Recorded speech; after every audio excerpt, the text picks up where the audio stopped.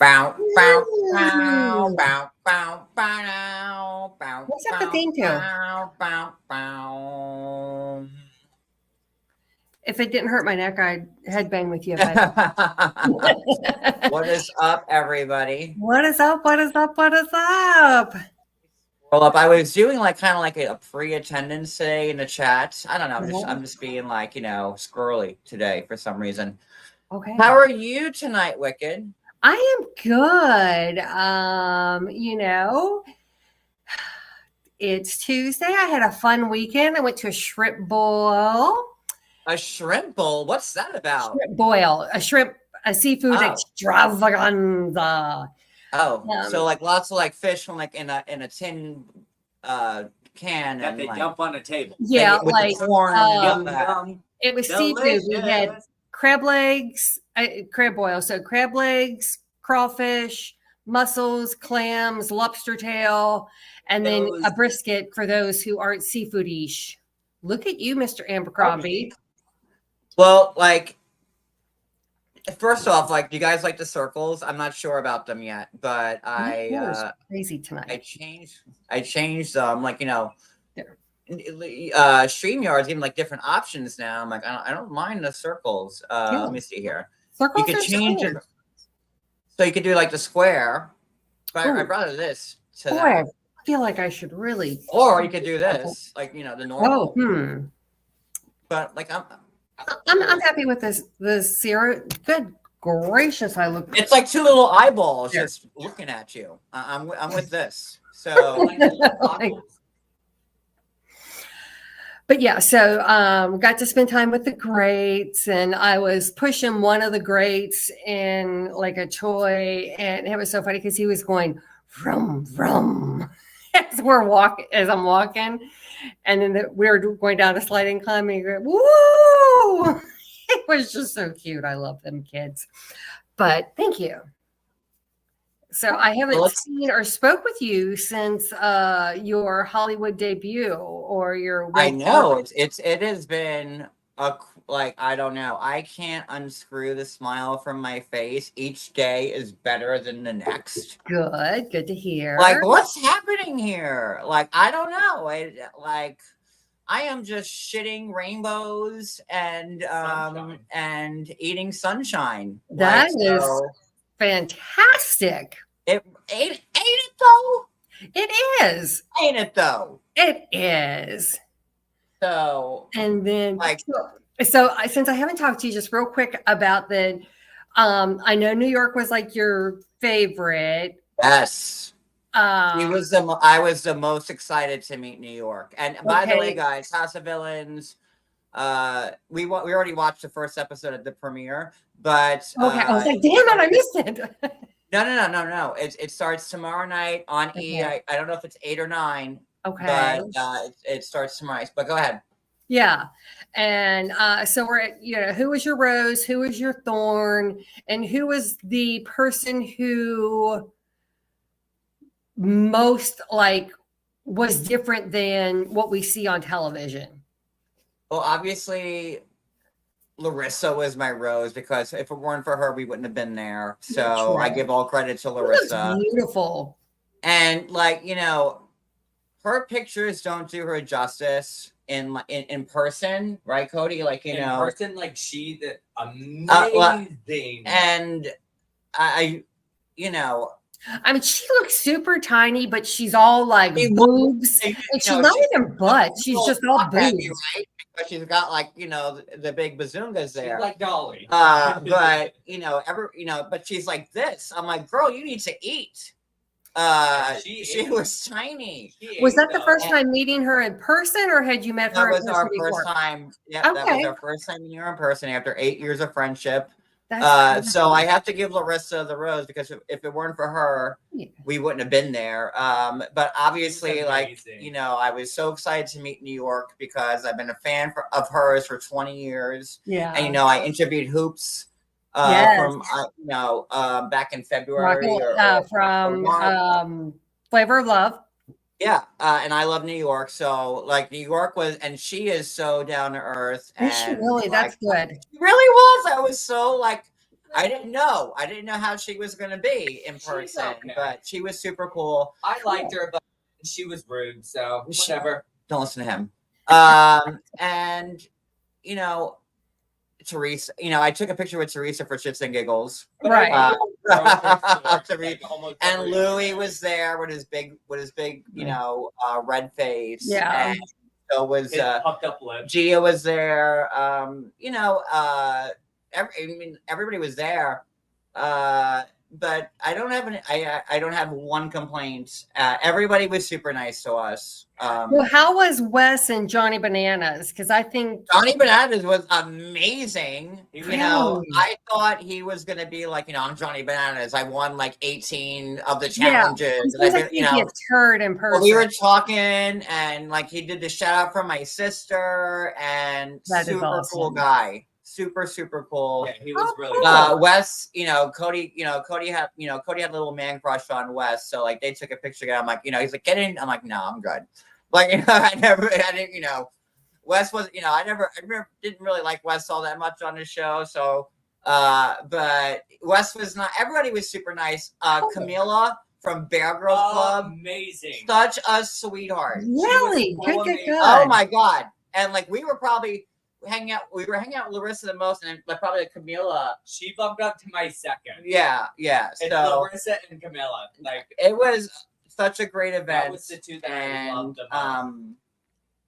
We'll talk about it more. It airs tomorrow night. Okay. So we'll do the recap on Thursday, and yeah, it was great. There wasn't like that with you, or is that do you have others? Do you need me to help recap, or are there others? Yeah, no, yes, absolutely. Okay. Yeah. Don't want to. I got the 411 on the show, so you might want to watch me because I may know some things. We know a lot of. But yeah, cool. It's House of Villains. I don't know if it's 8 or 9 tomorrow Eastern on E. Yeah. So cool. And ever since then, like we have not had a second, which is great. Like, yeah, it's well, like good. I said, like you've been busy for good stuff, and look at look. I'm a record now. Look at it. Oh, how awesome! I like that. I love like the round. All right, I do. Everybody. Roxanne, hello. Linda S. Sheila. Ruth Ann. Where's it at? Barbie. Nancy. I'm finding out when it's on. MTT. T2. Wicked. There you are. Amy. Positive Paula. Coco. Hello, sweetheart. J Freak. Plant Lover. Velvet Pixie. I'm sorry, I'm trying to read through the sunglasses. And by the way, guys, if you want these sunglasses, these are from the House of 11 by Darcy Silva and Stacy. And my glasses are better. Not only do they give these to us, but they design them. So hello. On a scale from 1 to 10. What I love them. And like, we're working with other people. Well, never mind. Jules, hello. Happy to see you back on YouTube. Let's see, Franca. I was trying to find a stupid Wrinkle Stain, Terry, Susie Q. It's hard to read through these sunglasses. I'm sorry, but I'm gonna do it. Cousin Joe, I was wondering where you've been. Hi. Stephen could only be here for a second, so MW who? What? Who? MW what? Oh, I was saying hi to MW. What were you saying? What did you just say? Oh, Stephen, when I was reading real quick, it said Stephen could only stay for a minute. He was showing his facelift. You got a facelift? I think he's talking about his avatar. I think Jules made him. Hi, Anne-Marie. Hold on. Anne-Marie.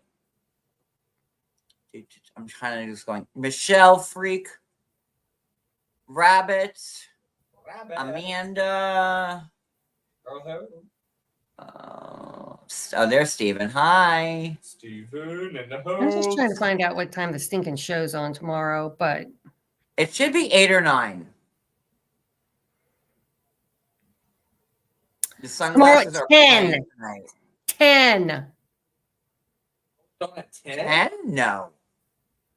It says it's on House of Villains.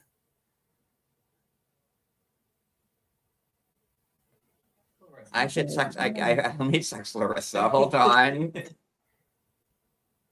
I should know this as I was there. Hold on. But the Right. first episode's amazing. We all watched it together. Yeah, it's really good. Because it also said it's on Bravo.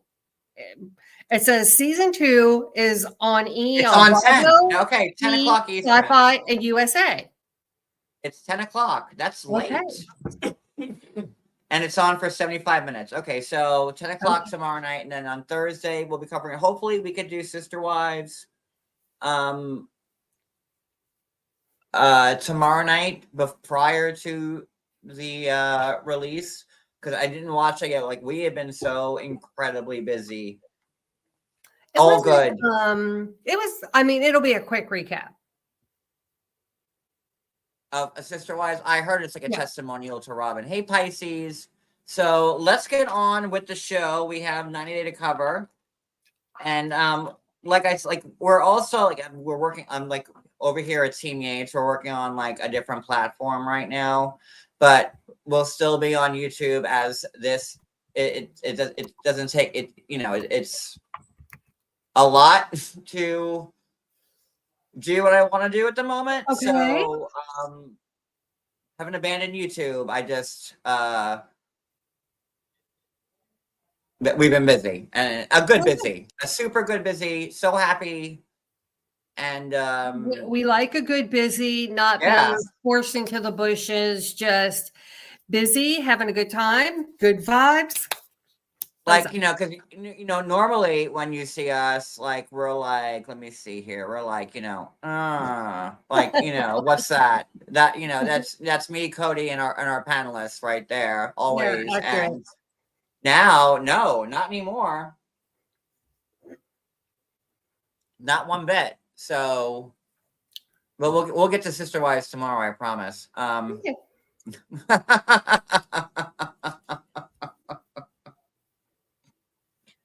Do the circles work? I like the circles. I adore the circles. They kind of they close you in a little bit, though. I do, and I think if I were to stop my camera, it looks good. I know, but I like the record aspect of it. I do. That's what I'm saying. I like it. It's a good vibe. That's a good word. Vibe. Well, Paul was texting me that yesterday. It was the Robin Redemption tour, and if you watch my last Sister Wives recap, we'll just leave it at that. But we'll get there. Okay. MW is saying circles are hard with the background.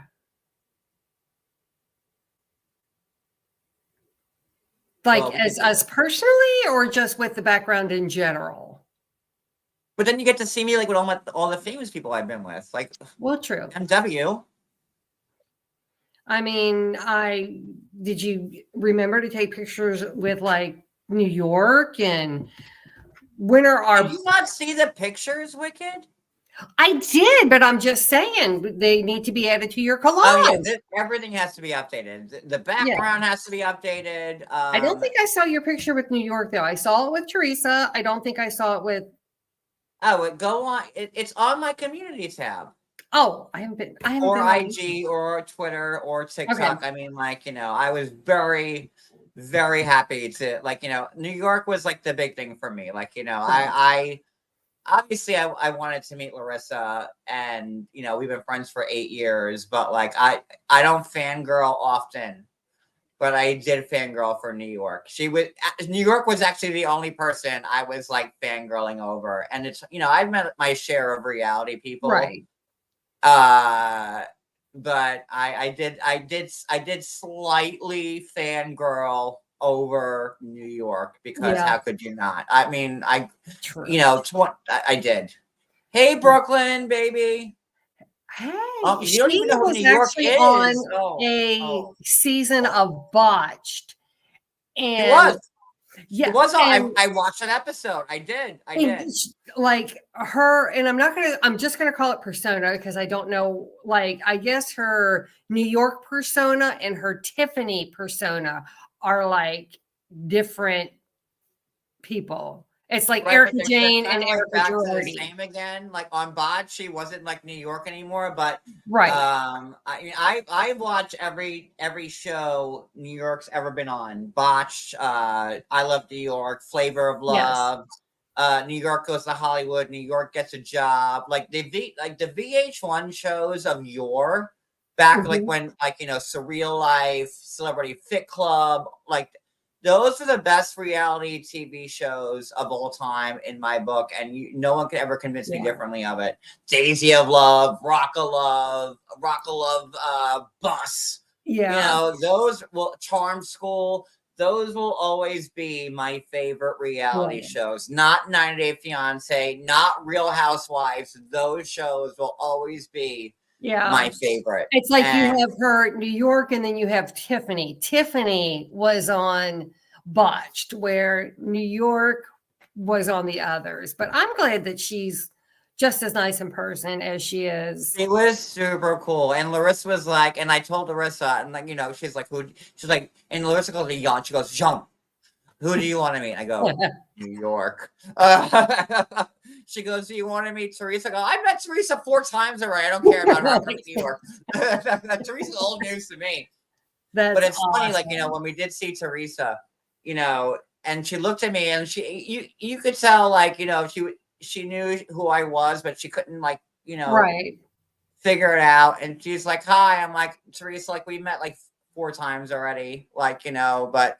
And, if you've been watching my recaps of Jersey and whatever, you know how I feel about Teresa. I'm like, let's take a picture with her. Because I got like flack. You took a picture with Teresa after all you said. I said, it was for shits and giggles. Now, had I taken a picture with Louie, who was there, that would have been a different story. But, it was a house of villains. And Teresa was well equipped to be there. Well, good. Like I enjoyed last year's House of Villains a lot. No, there was no way. Louis was there, and Louis, let me tell you, Louis in person, he's got like that same like grinchy smile, and he's always red in the face. I don't know what it is. But Gia was there.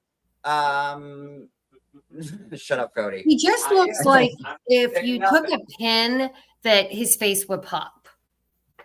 It looks like it's that taut.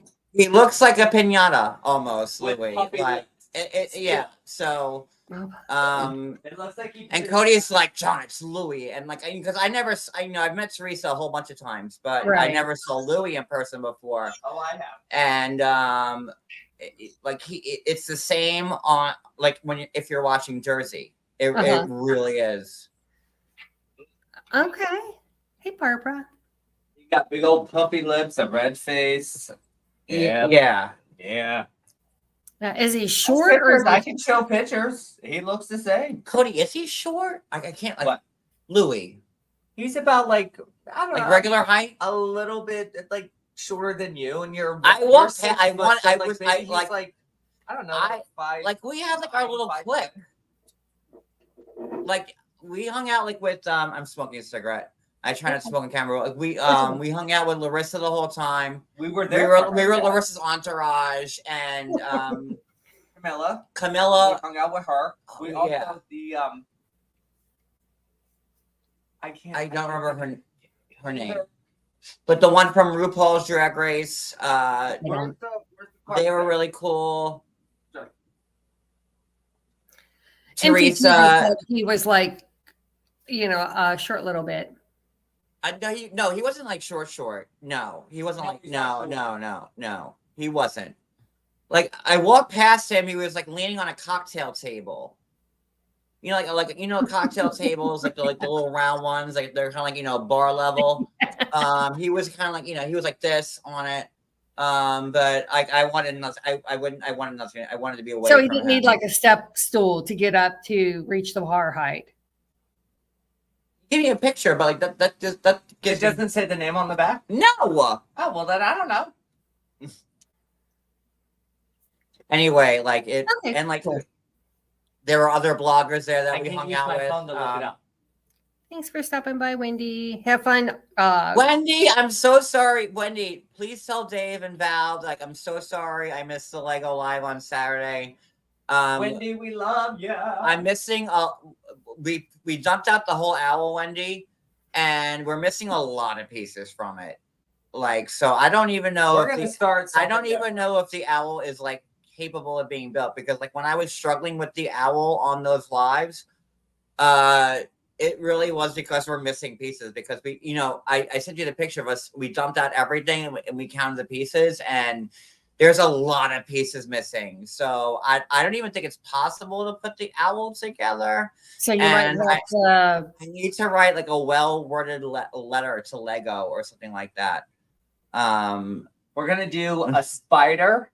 Spider, okay. Or what's the other one that you have? Does Dave look like? I guess he. No, Wendy, seriously, like I promise you, you saw. I took the picture. I dumped the whole set out, and we have like the index in the back, and we're missing tons of pieces from that pieces set that are missing from there. And that's why I would, and like you know, I'm not a like Lego novice. Like I can put shit together, but that's a very technical set.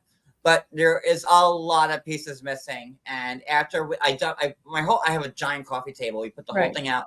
I have the index, and there's a crank for the tail too, to where the crank is gone. The crank is gone. Oh, like, okay. There's no crank for the tail. So yeah, I don't know what we're gonna do with that set. But and I felt bad because I really wanted to hop on that live, but like that owl, I don't think is. I don't know. So then, but I didn't want to come on with half an owl again. So that was pretty much it. All right. So should we start this recap? Let's start. All right, let's do this. Let me see here. Let me see. Wait, hold on. Teeny tiny shots you give yourself every day, and what it does is says, hey, wake up, give me the, you know, what I used to have, that human growth hormone that used to flow through my... Oh, I played that for too long. Hold on.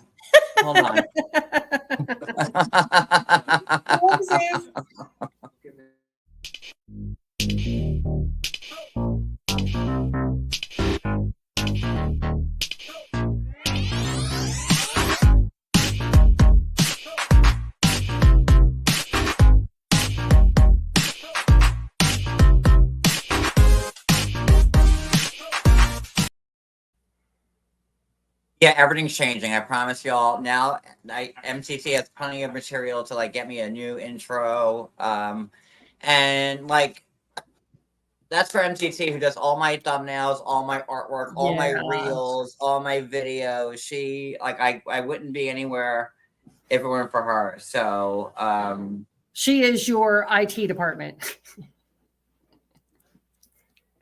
Yeah. Thank you, Reckless Grace, for the inebriants. No, that's a bad word. For the cash. The inebriants? All right, so there were a lot of couples on this show. MTT is amazing. Like, she does everything for me. All my artwork, all, you know, like all of it. So, like every, you know, and her thumbnails are so creative and they pop, and honestly, like I wouldn't be anywhere without my whole team. And so let's see here. Okay, so there were a lot of couples shown on last night's episode. Let's start with Tiger. Hold on, let me see here. All right. Let's start with Tiger Lily. Let's sandwich it in. We'll do like two the beginning and the end. We'll have a good beginning, a good end, and like we'll have filler in the middle. So let's start with Tiger Balm and Adnan. You know, like I'm already tired of the you're taking too long to get ready. You know, why are you allowed to say hi and touch a woman and I'm not? I'm like, did you what? No. Did you not know this before you would get married? And tell your boy toy to get out of the room because you're going to take long to get ready because he's in there and he's got whomever getting him ready. So you can't really do anything until they leave. I guess she could fluff the hair and makeup or whatever, but and then she also needs to get some eyelashes. I mean, come on, those are tacky. Okay. I already feel better. First off, like, you know, okay, so it was a day after, like, you know, like this big giant, like, wedding that, like, you know, Oprah got married at. Like, that wedding was like a wedding, you know, right. like, No, it was gorgeous. That was a wedding, okay? And like, you see them, like, the next day, and she's like, I can't walk right now. Like, okay, huh? She's like, my hips are broken and I can't walk. Okay, so I'm like, okay, we don't need to know why, but it was a stunning, gorgeous wedding. You know, even the little blips that we saw, but I'm just tired of the, you know, you're taking too long to get ready, and it's like. When she was like, "Oh my God, Adnan, we're a special day," and like I just don't know what to do. This is how I looked.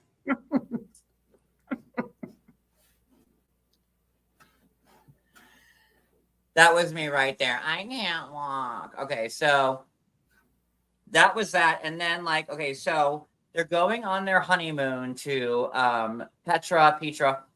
I'm sorry, don't crucify me for saying things like wrong. How many people are going on the honeymoon? The brother-in-law was there. The glam was there. Of course, Chey, and like, you know how I feel about bullshit names, right? So Chey and Cruz, two bullshit names. Like, you know, I'm sorry, like, you know, and if these are your names, I feel bad for you, but like, you know, oh, my glam squad has to be there, and Chey and Cruz, and like, you know, I don't take a move without them. And okay, so they had to be there, and you know, and then Adnan was like, well, if Chey and Cruz are going to be there, I guess my brother will come. Well, what is this not the weirdest fucking honeymoon you've ever fucking seen? Like, what the fuck is going on in this fucking honeymoon? Like, what? I need to book the honeymoon suite and then the adjoining suite so my glam squad can come over. And then, you know, she's getting ready, and again, 3 hours, 4 hours for her. And like, you know, I'm pro Adnan on this one. Like, they're in a car, they're taking a long drive. So why the fuck? There I go with the F's again. I'm sorry, but like, why the fuck does she have to like get all done up just to sit in a car for hours? That makes no sense to me. 0.00. Don't you have a fucking scrunchy, bitch? Yeah, I don't think you can't put your hair in scrunchy. Like, I don't think she's a scrunchy kind of gal. I mean, but even like her fake lashes, she has too much fake hair. Like her fake lashes need to be better. I mean, hell, the housewives have better lashes. The housewives have better everything except that wedding. I'll give that wedding to Adnan. Like, that might be the bougiest wedding I've ever seen on reality TV. Like that wedding was like, and that would rival Teresa's. No. That made Teresa look like she got married at the VeA fucking W. Okay, like Teresa got married in my basement compared to that fucking wedding that we just saw. It was. I'm sorry. I would love to have seen more of the wedding and like the stuff that was going on with the wedding, because we just saw the highlights. Yeah. Yeah. So they're. Lashes just Let me look just say this. Cody's award. Just say this real quick. Real quick. real quick. Okay. Okay. So they knew that the next day that took her 4 hours to get ready and he was all man. They knew that they were going to leave and go to the honeymoon, right or wrong. I mean, it wasn't They did. It wasn't and a I mean, it's surprise. not It even wasn't like they're flying. They're like getting in a car and exactly. So they knew what time that they had to be in the car and everything else. So why wouldn't she get up if it takes her hours, like she says, to get ready? Why wouldn't she get up earlier to get herself ready so that way she wouldn't be late for the car and everything else? That's what's blowing my mind, because the night of her wedding, she's supposed to be having sex. So, but she couldn't walk. She couldn't walk. But oh my God, I can't walk, everybody. Like, this is crazy. Fix my hair. I can't walk. Understand. Like, you knew that you were leaving the next day to go on your honeymoon at a certain time, but why couldn't you? What, you just stayed in the bed the whole time, just being lazy, or like you just had not like had something in your mouth or in your hand? What? They're not getting up with the chickens. I mean, that they're like, it's 10 o'clock in the morning when they're leaving. But it's not the first day also that she has been there. So he knows that she takes a long time. So why not get yourself ready earlier? You're in a car riding like a long way to get to your next destination. You don't need to be done up in the car. So the 90 cameras with their... Frozen.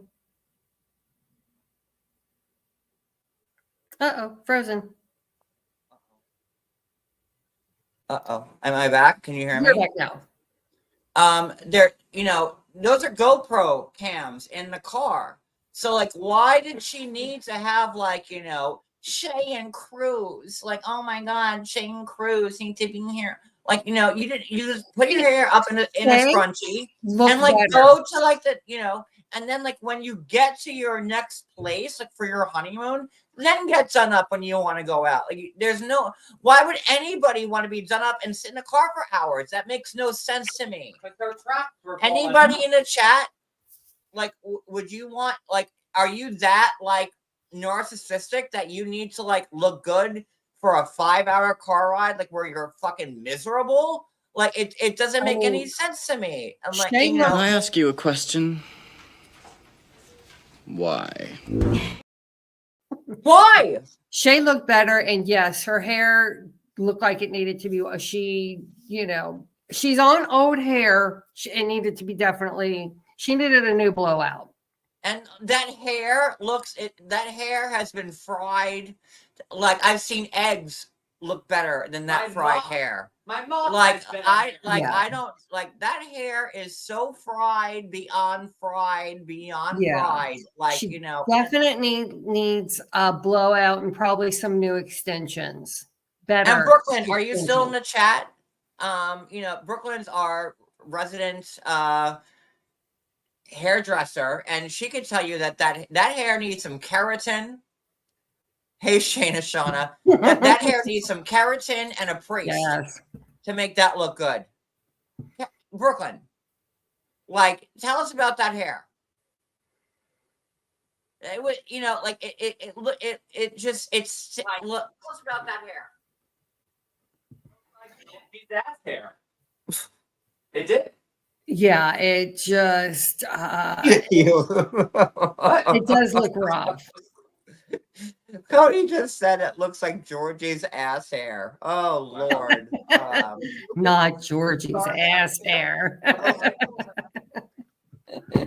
don't know if you want to. I know Brooklyn's got some stuff going on, but if you want to come up, I would love for you to come up and just talk about this poor woman's hair. But we can do that next week because I know you got some stuff going on. Yeah. But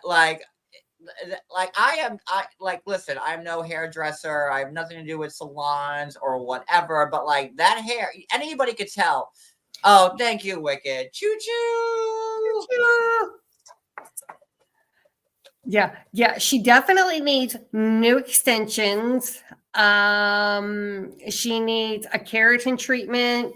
She needs a blowout. She needs a like DCC, Dallas Cowboys cheerleaders. You're muted.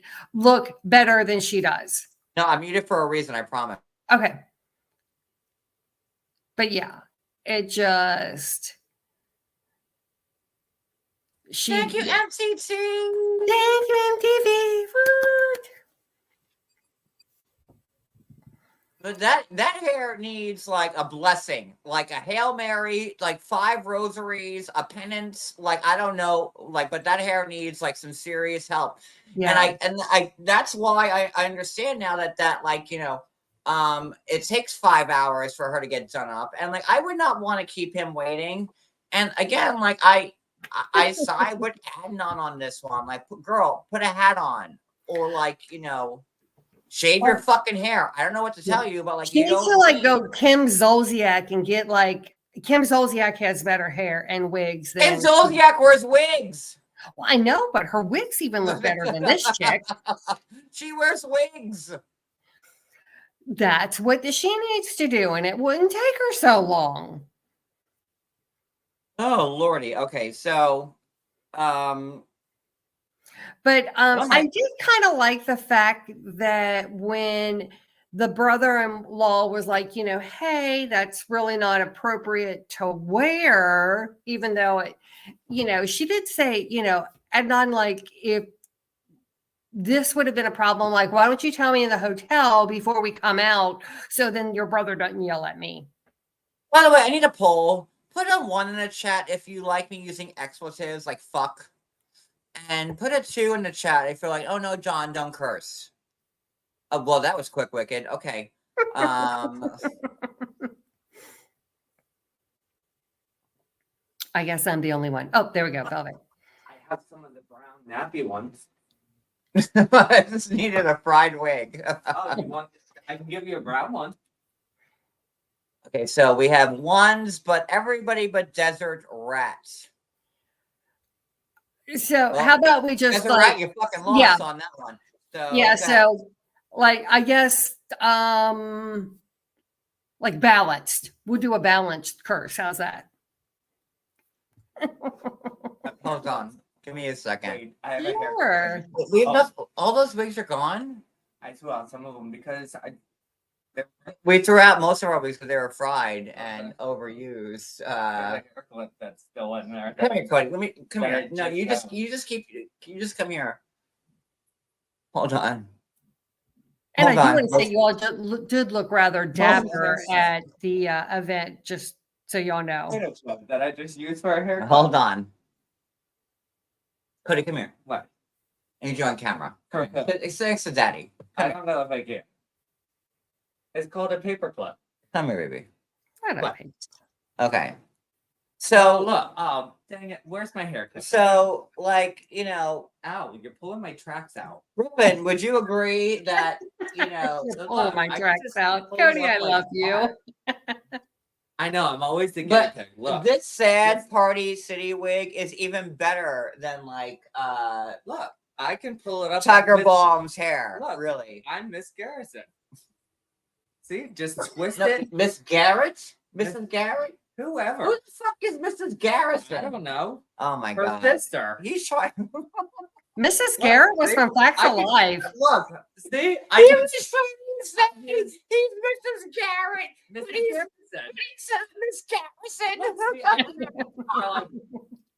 I use a potato chip to like just flip up everything. I'm ready for that. I'm ready for my honeymoon. He's like girls from the Facts of Life. Come on, guys. We're all Gen Xers here. Come on. That's what Mrs. Garrett. I love her. I mean, my tracks are all whacked and like, who cares? You just roll it up and just roll with the punches like that. Boom, boom, and boom. Oh, I like that uptick. And then you just flip it. And with the sigil right here. Look, well, she always Right? had one. So look, Does he have a clothespin or a pick? it's a potato chip. It's a potato chip clip. And you Okay. just see, Yeah. Look at I'm ready this. for my Now, honeymoon. come here. Look. Now, John Yates and Cody here gave you this fascinating look here with and look at the tendril. And if you want to braid it to Potential. give it a little more pizzazz, you can.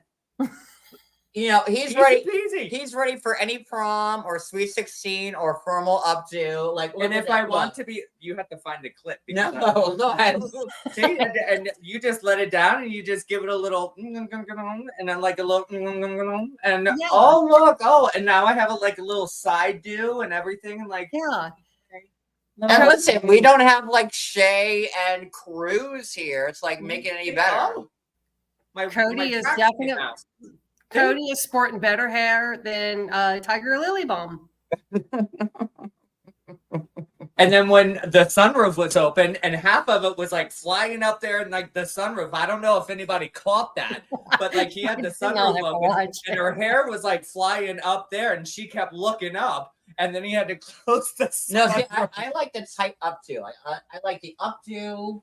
Careful, my tracks. Hold on, Cruz or Chey. I don't know what their names are. Well, and now I can't see. Cruz is nothing. the guy. Shay's I like the. the updo. This is not good for Janan. I like Or- the updo with like, you know, just a couple of tendrils. This I is don't not know good what to for do here. Janan. I Yeah, can't I show would anything suggest like not that. washing that too hard. For Janaran, wherever they're going. I mean, all she had to do was just flip up everything on the side, just like that. And Just like, like, just there's- look and look. Boom. Wait, hold on. And like, Julia Roberts, how'd you get in my house? You're welcome. Hello. I have Erin Brockovich right here in my house right now. Who the fuck would know? Like, what is going on here? I think the beard threw me off. Like, look at this. Look, you got the cute little tendril. Look, all you need is a little curling iron right there to make that curly. And like, look. Okay, And, careful. and That's what? my real hair.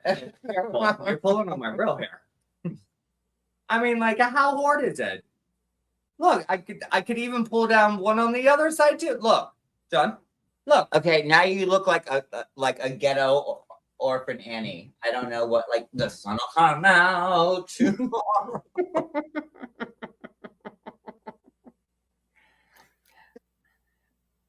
Fine, I'll I just put thought, it right back here.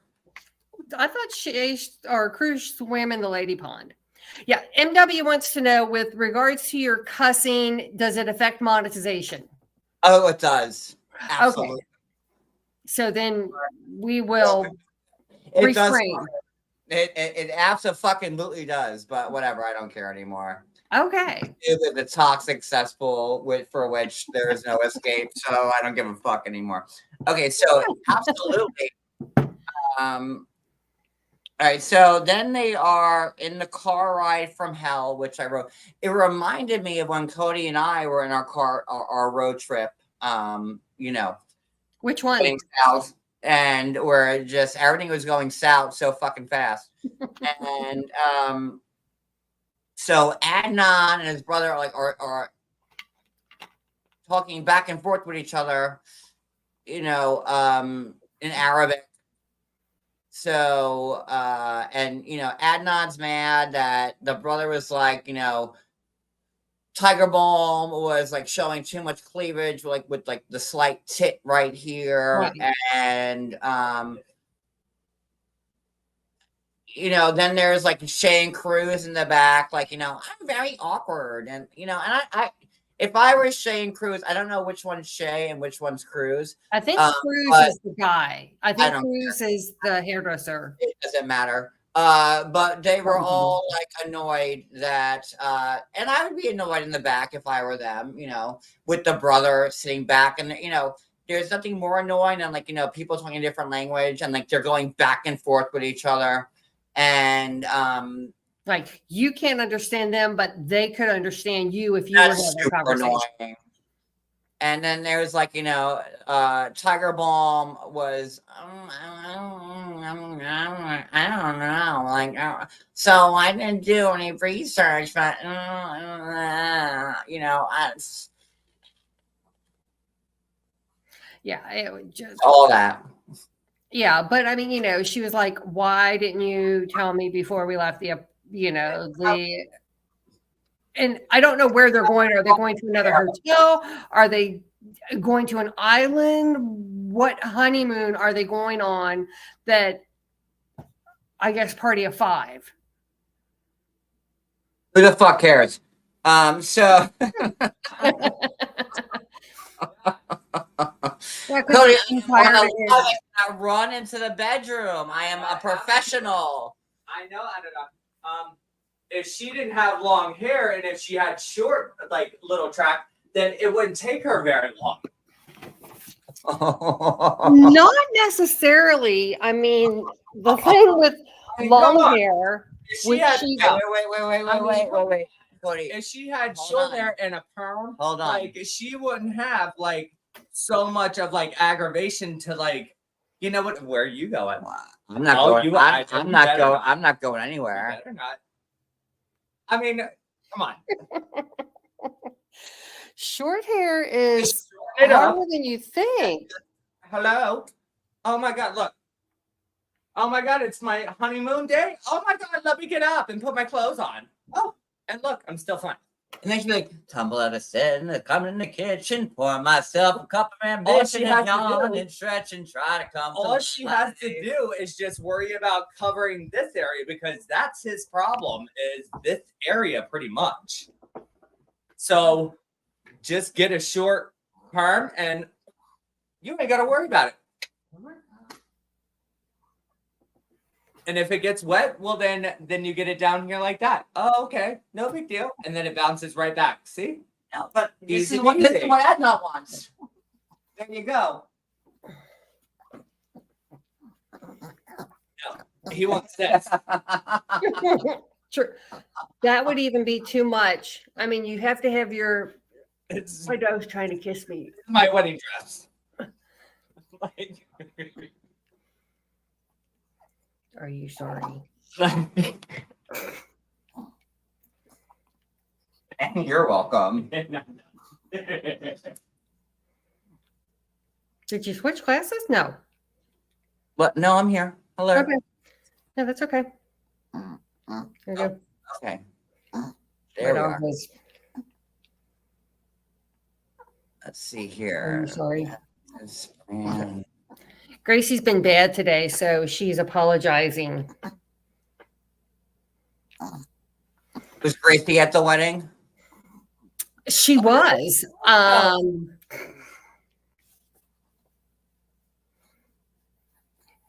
She was at the wedding. She was flown in, and they had to have a heated dog bed for her with the purest of water, and then they sent her back.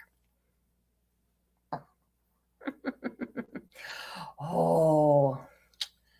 But okay, so like they're all mad in the car ride and they get there. Did anybody realize like the place they're going to was like the place from Indiana Jones and the Last Crusade where they go in to get the Holy Grail? He just was talking about how it was a wonder of the world. That was a place now where am I Indiana Jones? By the time they get to their honeymoon destination, this is what she is going to look like. Well,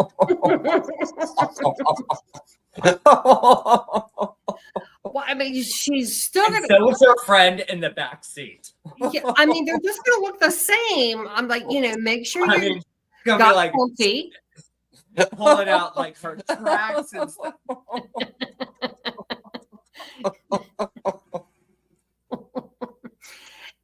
It's like make sure you wear comfy pants. Your travel pants and move about it. Oh, I had no idea about that one. Am I lying or not? I mean, come on. By the time she gets there, the tracks are going to be out. She's going to have her plugs sticking out everywhere. She's going to look like Beetlejuice. Jesus. Thank you, Barbara.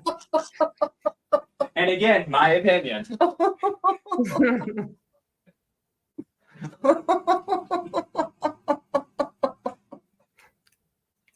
I told you each day is better than the next. I can't stop laughing or smiling. Hashtag life is good. Hashtag blessed. Hashtag like thank God I don't have that hair. Hashtag salon selectos. Hashtag I got the urge to herbal. I Hashtag pull my tracks. Oh. She gonna come out looking like Beetlejuice. But that was that was the place like where they shot like Indiana Jones in the Last Crusade. I'm not lying, I promise. It really was, yes. See, I haven't watched. I don't think I've seen that. Oh my God, wicked. I'll have to watch it. Okay. I mean, it's not that I'm not a fan. I just, just haven't watched it. Okay, so they're all horrible, and like, can we move on because like we're an hour in and we've done one couple. Yep, sure. No, is there more? No, I mean that's all they did was okay. You're in the car, you're driving. You'll get there. They'll get there when they get there, and that was pretty much their story. Okay, let's go to oh Lord. We can do Rory because they're just a big bunch of nothing too. Okay, VeA and Rory and Sunny. Sunny, Rory, menage a twat of 90 Day. Right. Like bring your ex-boyfriend. He has to hang out at the airport, but you're going to send him your 777 when the coast is clear. And apparently he's not allowed to come out of his hotel room until. Can you believe you give him the gas? Being this idiot, Rory, another bullshit name. Like Rory goes up on the list with Cruz and Chey and Rory. Like all bullshit names. Sorry. You forgot Rain. So, what? You forgot about Rain. Oh, we didn't get there yet. But I'm saying another bullshit name. No, her name. She says Renee, right? Spelled rainy. So fuck her. But we haven't gotten there yet. So so they chicken lover, chicken eater. They land in South Africa, and what the fuck? What's her name? VeA, another bullshit name. Guys, if you want to be on 90 Day Fiance, have a bullshit name. Just repurpose yourself, or just make a bullshit name. My new name is now Ronaldo. So okay. Well, I'll have to think of a good one. Rocky River. That's it. It's gonna be Rocky River. Mine's Desert Moisture. Not Desert Moisture. No. Desert Moisture. That's my new name. Also the name of my new rock group. Desert Moisture. I like Salmon Flow.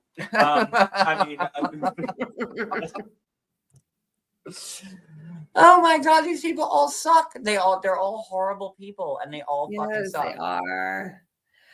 But I mean, she was just like, oh, by the way, we're, when he brings her some, are you hungry? Yes, I'm famished. Oh, but I'm not famished for that. Yeah, it's like, sorry, I'm real picky and I don't know what curry is and I don't know that I've ever tasted it, but I really don't want to try it. So I'm just going to starve, but I'm famished. I would have had one bite. Yeah, it's like, I thought it looked like chicken nuggets or wings or something. Chicken. It was like curry chicken, right? That's your stripper. It's fucking chicken. Yeah. My stripper name is Clams Oregonata. Don't get it twisted. Be curry okay? chicken. I'm Clams Oregonata. That's my stripper name. Okay. Also, my drag queen name, Clams Oregonata. So if you ever hear Clams Oregonata, but that's my fucking name. And if you see Clams Oregonata on a stage, it's gonna be me. It's gonna be me. But you know, I've had curry chicken, and Yeah, I've never tried curry. I wasn't, Rita, I was not sure if it was goat or chicken. I wasn't, like, you know, but either way, if it says chicken, then it's I would have had a chicken. bite. Right. And, like, you know, it was like in a takeout box, whatever. And, like, she was like, no, go fuck yourself. And then, you know, they get back to the hotel room, and then, like, you know, he doesn't know about Rory with his bullshit name, like, you know, lurking around somewhere in South Africa for like 2 or 3 days. And Rory don't know what the fuck you were doing there to begin with, like, you know, but okay.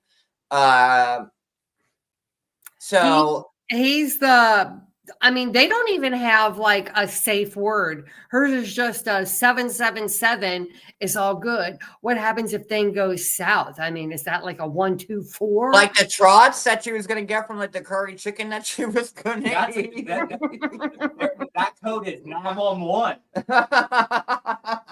Yeah, I mean, she just looked at it and was like, no, I'm not going to eat it. I'm starving.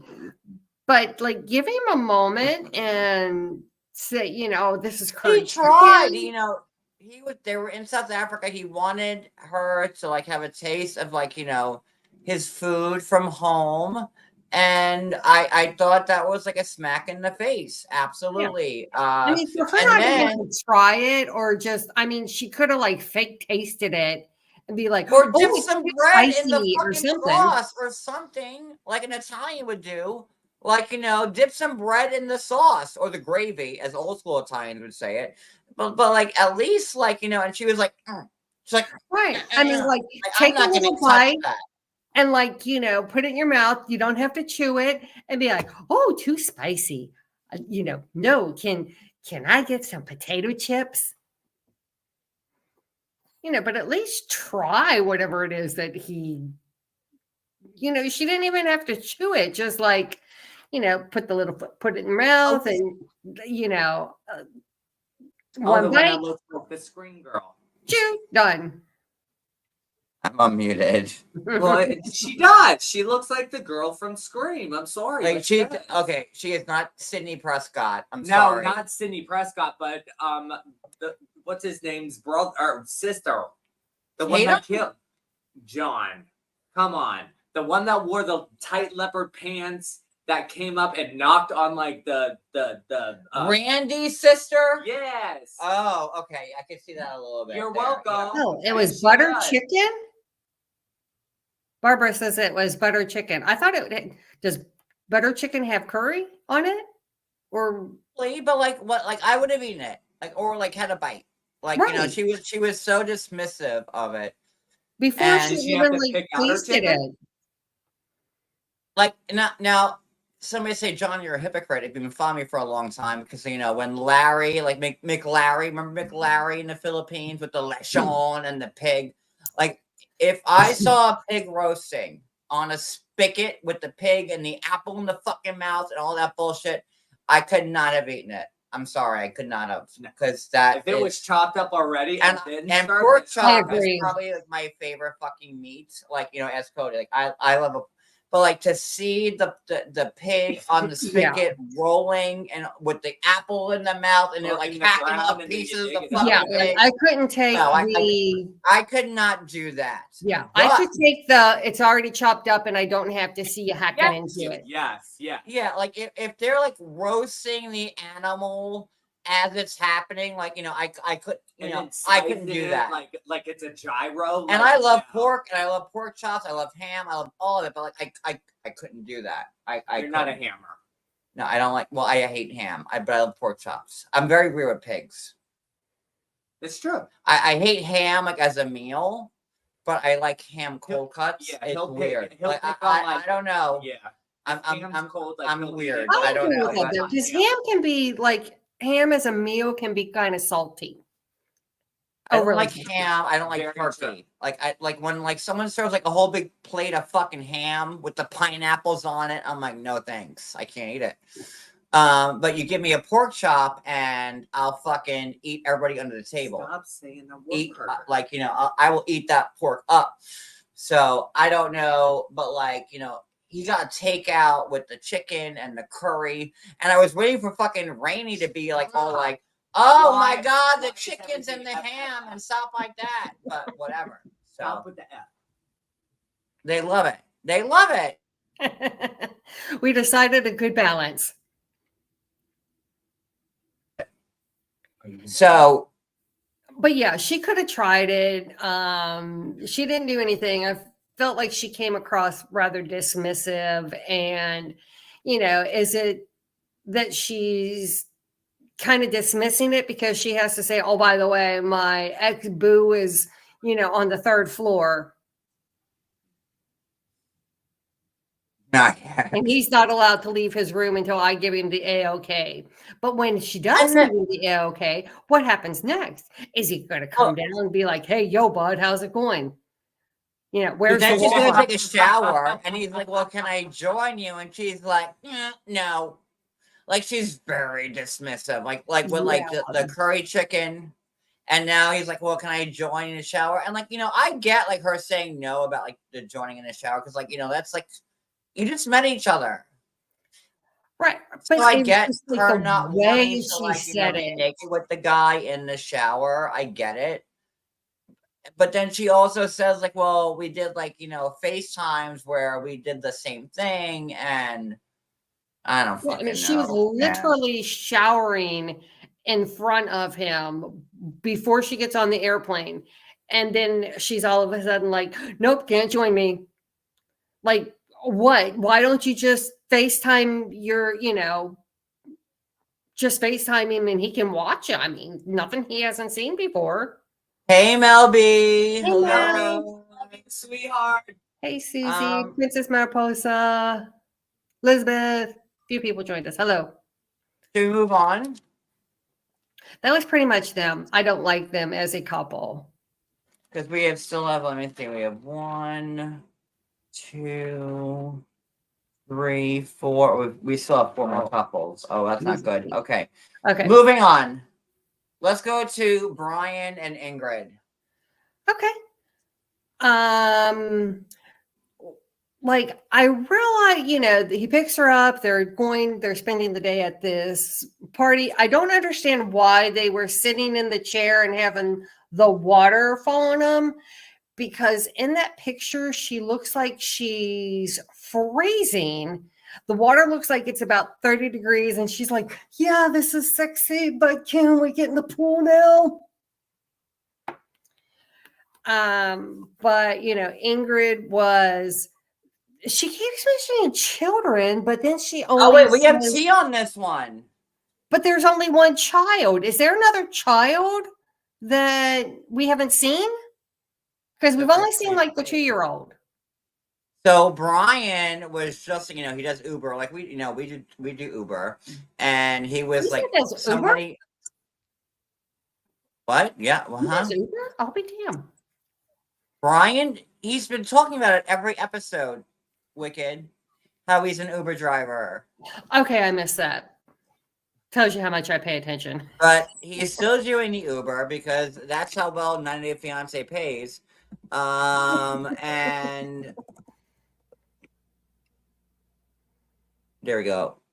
Mary Pants. Let me share the screen here. This is courtesy of Mary Pants on IG. So Mary Pants, hold on, writes. That's hysterical. Over the weekend, an Uber passenger posted on Reddit about his driver, Brian, from a fiance. In the post, he included a short video clip of Brian discussing his ex, Ingrid. He quickly deleted the post upon realizing that he had inadvertently revealed his address in the video.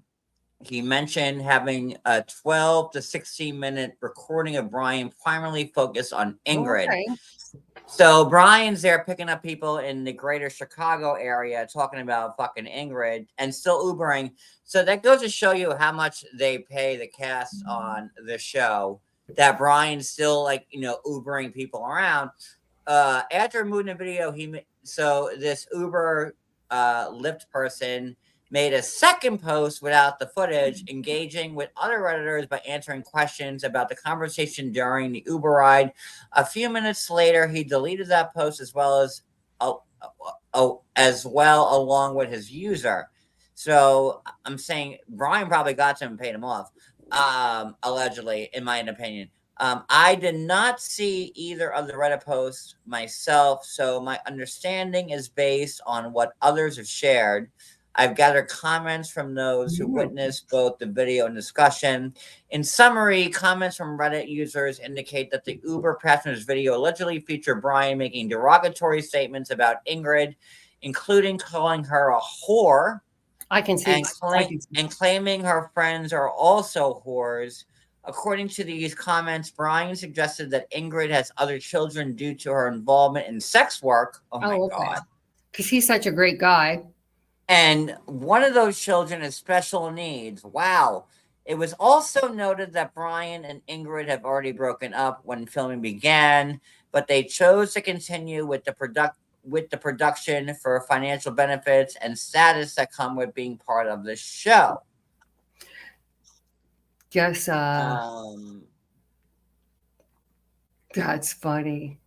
So Brian's bringing a date here to somebody. Hold on. Oh, ouch. And this is like, these are Reddit posts, long whole other posts of the weekend. Someone I can't read, this is horrible. Brian's driver, Brian Cripley smiled many beans. It's been put out this weekend that Brian told one of his Uber passengers that he and Ingrid had actually broken up since signing a 90-day fiance contract, but before filming, they filmed anyway to fulfill the contract to get the money from the platform. He mentioned too, but we don't.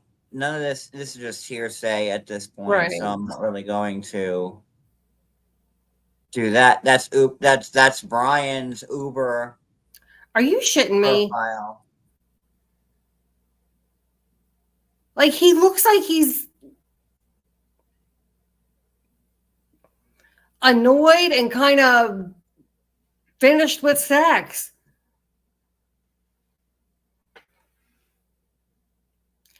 Yeah, a car under. Well, I'll show you ready for this. That's my Uber. John. That's me, John. Oh, look at me. And then I have a 5.0 rating. My acceptance rate is half and half. And then so. But I mean, yours looks professional. His looks like he's, to all the people that say, oh, I don't work or I don't do anything or this, that, and the other. Let me see here. Boop, boop, boop, boop, boom. Hey, Wanda. He lives in Harvard, says Wisco. More likely that he Ubers in Lake Geneva, Wisconsin. Yeah, his looks a little creepy. I don't know. Oh, that was just. Oh, not that one. And okay, so to give you an idea, this is, my Uber, October 7th to October 14th. This was yesterday, October 7th. I was online for 12 hours and I made $70. People in fucking China are making more money than I do Ubering, but but people say oh, John he's a grifter, he does this, and I was on Uber for 12 hours yesterday and made an eye-popping $70. So I get the whole, I get the Uber thing. I do. I get it. I understand. Nobody would know better than me. Because Ubering aside, the fact But that like we are working hard and we need money and there's nothing a lot wrong of with earning opportunities coming our way, and like I'm not, we can't sit here and grift on Instagram or YouTube or whatever. Like we work, we actually do work, people, and we work hard, and it is what it is. So I don't know what to say. I don't know what to say here. Like nothing is wrong if you don't have a traditional 9-to-5 job. No. Honestly, like, oh my God, okay, so my one complaint of these glasses is that like they don't give you like the nose. Yeah, they're missing like the nose pieces. They don't have the nose pieces. So like when you have these glasses on your face without the nose pieces, well, it doesn't look like the plastic has, sometimes on the plastic it'll be like a little thicker right there because that's where your nose is. It doesn't look like it has like the extra area for the nose. But yeah, like I get annoyed when people say, "Oh, we don't work, we just sit," and like do you see like us working 12 hours yesterday for like But MW wants to know if you call Cody a whore to give the other passengers the full Uber experience. No, we don't pick up people. We just pick up food. We don't. We pick up food. Okay, so but you wouldn't have called Cody a whore at any time. No, I don't want weird people in my car. Well, like I don't. And like honestly, like with Uber, how that works, like I've been called an asshole. And you need a 4-door car to pick up people, and like I have a Mustang, and Cody has a 2-door Accord, so you need a 4-door car to pick up passengers. So we just like do food. Which I don't want I don't want weirdos in my fucking car that will like try to mug me or whatever. No. But if I wanted to get murdered, I'd go to the ghetto. It goes to show like we live in a vacation town and being people are like, oh, can't you just Uber and we do that all the goddamn time, and that's the only reason why I show that now, because we do that, and and that $70 that we made for being live for 12 hours, 30 of that went into gas. So basically, at the end of the day, you're making $40 for 12 hours worth of work. Children in China are making more money putting iPhones together. I mean, I'm not lying when I show this to you. Like, take care of the fast food cat litter also that you have to factor in. It's dinner for us, if we can. But okay, so NW, our lives have been so amazing like the last couple of weeks, and like I do this with a smile on my face. I do, because I know that bigger things are coming our way. So I'm fine with it.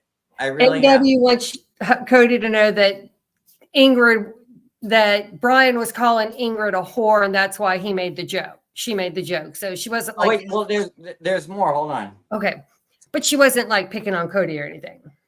So then, no, I don't think she was. No. That I know it was just it. Okay. So then Ingrid fires back. Let me see. Is this the one? And then Ingrid says, I'm not a prostitute. I'm a single mother who gets up at 6 o'clock in the morning, gets her child ready for school. Then I go to my work when I come back at 5 o'clock p.m. I pick up my son from school. I'm a mother who plays very good role as a mother. Wait, that's a weird sentence, but whatever. That's not our first language. I think she's just and father to my own children. I'm proud to be who I am. I never caved, never stole, never used drugs, never sold drugs, never made promises to demons to give me wells, unlike, oh Lord, Ingrid's going in on this and I'm here for it.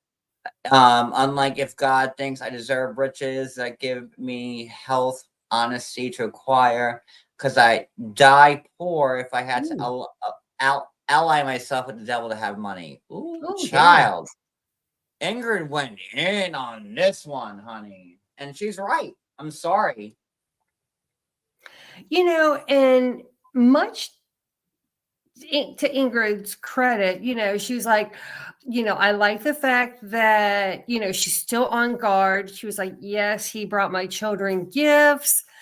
I'm still kind of like, eek. He was a drug dealer and,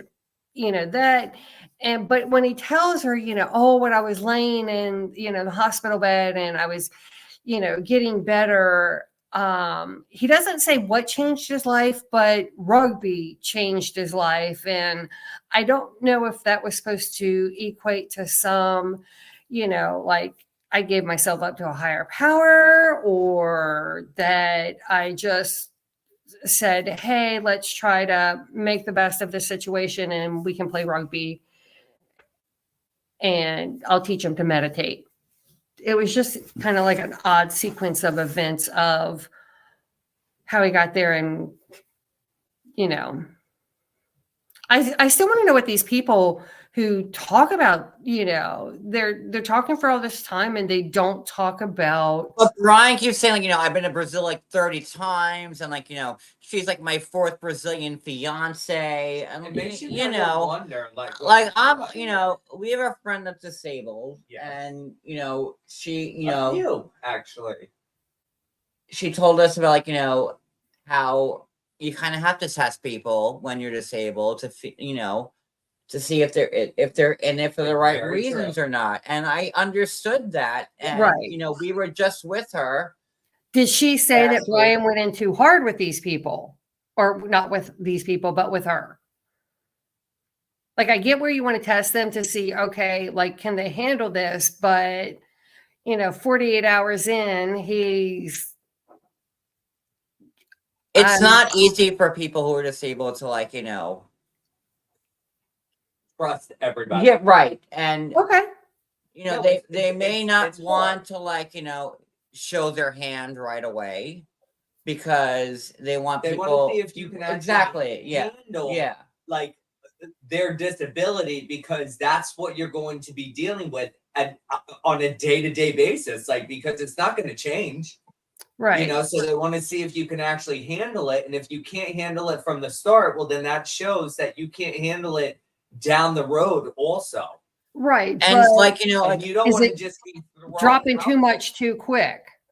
Yeah. You don't want to be thrown out there with, okay, now 4 months in, and then I can't handle this, and now bye, I'm done. And watching their segment, I kind of felt for Brian a little bit, like, he's like, I did too. Had this not happened to me, he kind of said it was like a blessing in disguise type of thing. Like, had this not happened, I might still be on that track or dead or whatever, which I understood and I sympathized with, right? But now seeing these posts, it's like, I just feel like Brian's a fucking player. Like, disabled or not, like, you don't need to be disabled to be a fucking player. And that's what Brian is, a goddamn player. He is. Well, it doesn't make you, it doesn't stop him from being an asshole either. I get where he wants to say, okay, I want to test her. I want to see if she can get used to this. But, oh, hey, I need a little something, something to get this, on. Can you put the controls on? No matter what. It was like a bit much in the first 30 seconds of meeting someone. Yeah. And, we had, whatever. Let's move on. So this is a mess. And, obviously they're not together anymore. How are these people going to get paid this year? I have no idea, because they've all broken NDA a million fucking times. Like a million. Like I've never, I haven't seen a cast break NDA like this since season 6. TLC don't care. They just want the drama and the ratings. And like they're just That's like, all they care. like this is gross to me. That's what TLC is for. The drama and the ratings. I get like, well, having a disability, and I will never understand what it's like to be in a wheelchair or Right. You never know.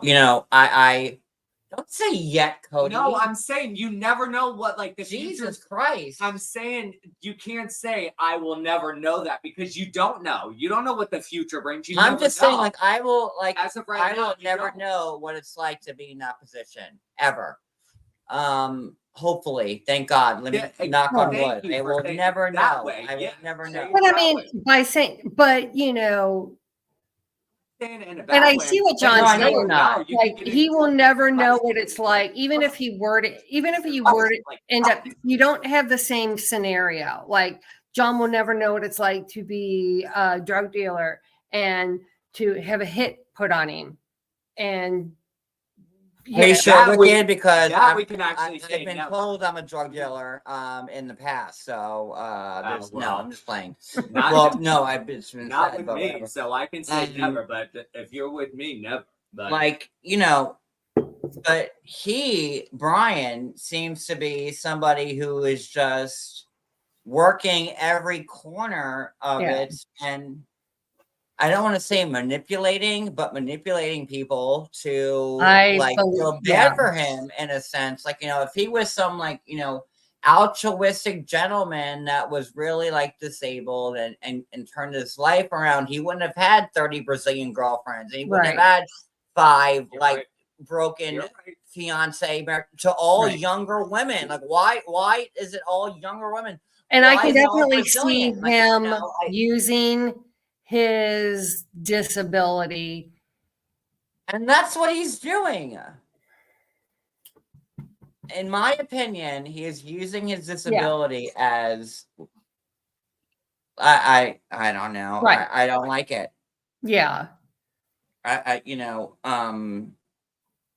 the package I saw, they were having a good time, and they were in the pool, and he took her to the ranch, and he said although I'm a drug dealer and I have a comeback story, which was I felt for him, but then I see this shit in current time online, and I'm like, well, go fuck yourself, man. Yeah.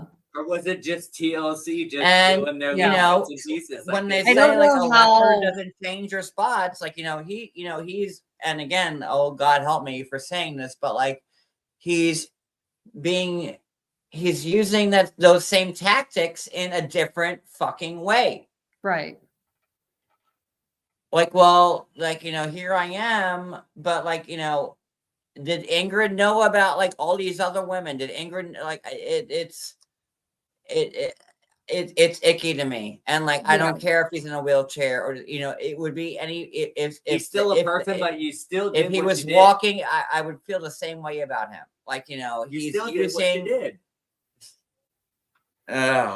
Yeah, I mean, don't like I it. can definitely see where he kind of reminds me of the personality where he's the type of guy who's this is always the game. He's always going to see if he's young enough or charming enough, or he knows that his physical disabilities are only going to get him so far, and then he's really having to use his charm and his other attributes to get someone to fall in love with him.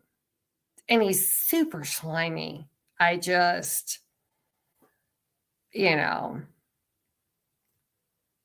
it kind of makes sense now, knowing that if they did truly get back together for filming, it explains a lot of their interactions. Yeah, exactly. Yeah, I mean, he's, by the way, I agree with MTT. But yeah, so that was pretty much all of them. Does he actually want to go to the U.S. or does he want to stay? I don't either, because she said before that she's actually happy here. Like, you know, like she's happy here. Or not here, but like, you know, that like where she's at.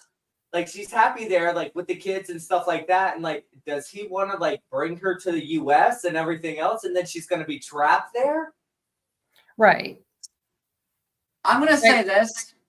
If Brian wants to be accepted and be, you know, have the same like norms that everybody else does, like you're a player outside of you being in a wheelchair or not.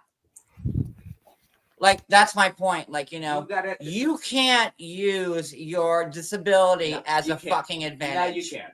You can't. And that and in my opinion, you're not 15 years old. I'm sorry. That's what he's doing. You're like, not you know, 15 years old. That's why he's had so many people that he's been like that he's been betrothed to. Years and years. Like, so, you like, know, you know, this guy is like, you know, in his 50s. He should know better. This isn't some, you know, 50.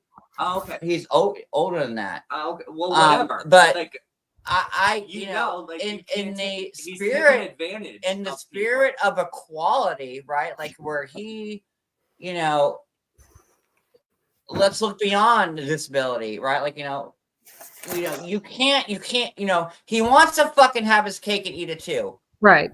And that's my point. Am I right or wrong? Put a 1 in the chat if you agree with me, and put a 2 if you don't. Because I don't know how to word this the right way, but in my head and in my opinion, I think that he's using his disability as a way to like manipulate women. I agree. And the crowd to make them feel sorry for him. And you know, that's why he's had so many. Right. Because they got fed up with him. You know, and that's what bugs me about, because I think he's doing a disservice to real, not that he's not disabled, because he is, but he's putting a disservice out there to people who might be in his same shoes, but he's using his wheelchair to gain sympathy. And then once he has like your attention, I think he's very manipulative. I don't think, you know, I think that, honestly, I agree. Hold on, let me get rid of, I'm sorry. And to all the ones, yes. I think that, like, it's hard to talk about because I don't want to piss anybody off. And you know, and what happened to your, it's a very sensitive subject, but right. I don't. What happened to your oath? You know, it doesn't make him any less of an asshole, though. He's still, okay, this is going to get me in trouble, but fuck it. He's still using that drug dealer mentality to manipulate women to make them feel bad for him because he can't do, he's not a good guy. I'm sorry. No, he's not. I don't think he's a good guy. I think that he uses his disability to his advantage. He uses it for a little bit of sympathy. And then when he gets you in and you're like, oh, hey, he's like, oh, by the way, I'm kind of an asshole. And, you know. And I don't like the fact that, you know, what really bothers me about him is I don't like the fact that, like, he's using his disability to be like on the same plane with, like, you know, other disabled people, and like that I'm, you know, we are friends with disabled, of course like, we are. and like we spent, yes, we are, and I just don't say that, but we have a very close friend that like we consider a sister, right, who is disabled, and me and this person have spoken a lot about and things. They do more than we can. And shit.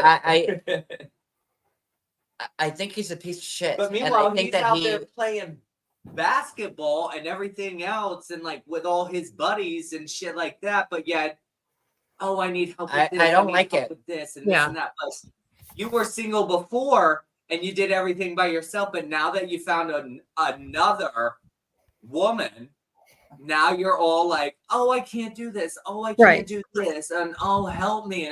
No. I'm like, you know, he's a good looking guy. And like, you know, but like, you know, he lied about everything to her, his age, like, you know, His I background. don't like it. Yeah, he's very disingenuous. Background, like.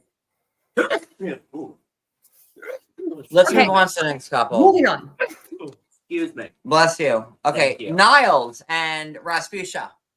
Excuse me. I'm sorry. I thought her name was Matilda, but that's okay. Oh no, I call her Rasputia. Lil Rasputia from Norbit. Like Lil Rasputia.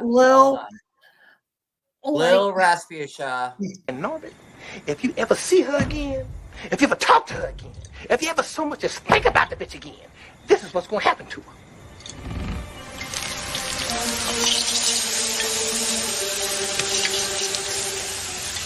How you doing?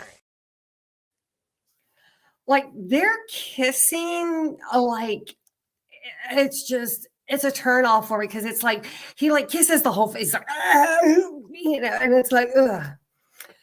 Okay, I've been hard on Lil Rasputia.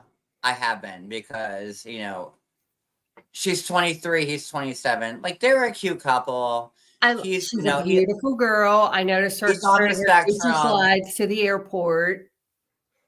He's on the spectrum, and that's why I wish Addie was here right now because she could talk about it. But he gets Sagana, and I have to say honestly that when they met at the airport, it was one of the most genuine airport meetings I've ever seen on 90 Day Fiance. It 100%. Was like, he loved her. Taking it back season 1. Yeah, I really, really because I side-eye everything so fucking hard with this show. But when they met, they were so fucking happy to be together, and I look at everything and I could see that genuine moment. That it was genuine. And it's very hard to put genuine and 90 Day Fiance in the same sentence, but I really felt that was genuine and sweet and honest, and I was like, okay, I'm like, all right, you know what? Okay, these two kiddos love each other because I look at everything hard. Yeah. And I like them. I like their story. They're only probably, it's like, is he ever going to be like, hey, yo, I think we should slow this whole marriage process down? I ultimately think he might go through with it at the end. I don't know. Why am I married? Again, based off Sunday's episode, I thought Matilda was in it, Lil Rasputia, Matilda. But I thought she was in it just for getting to America, because she said that in her package, in the prior week. But I really feel like she really does love him. And well, she told all of her friends and everything when she was out there selling the plantains and everything else like that or for her mother and stuff like that. Well, actually, I can say shit because you kept saying the F word, so I can say shit. It's not as bad. So when she's out there telling fuck yourself, shit, Cody.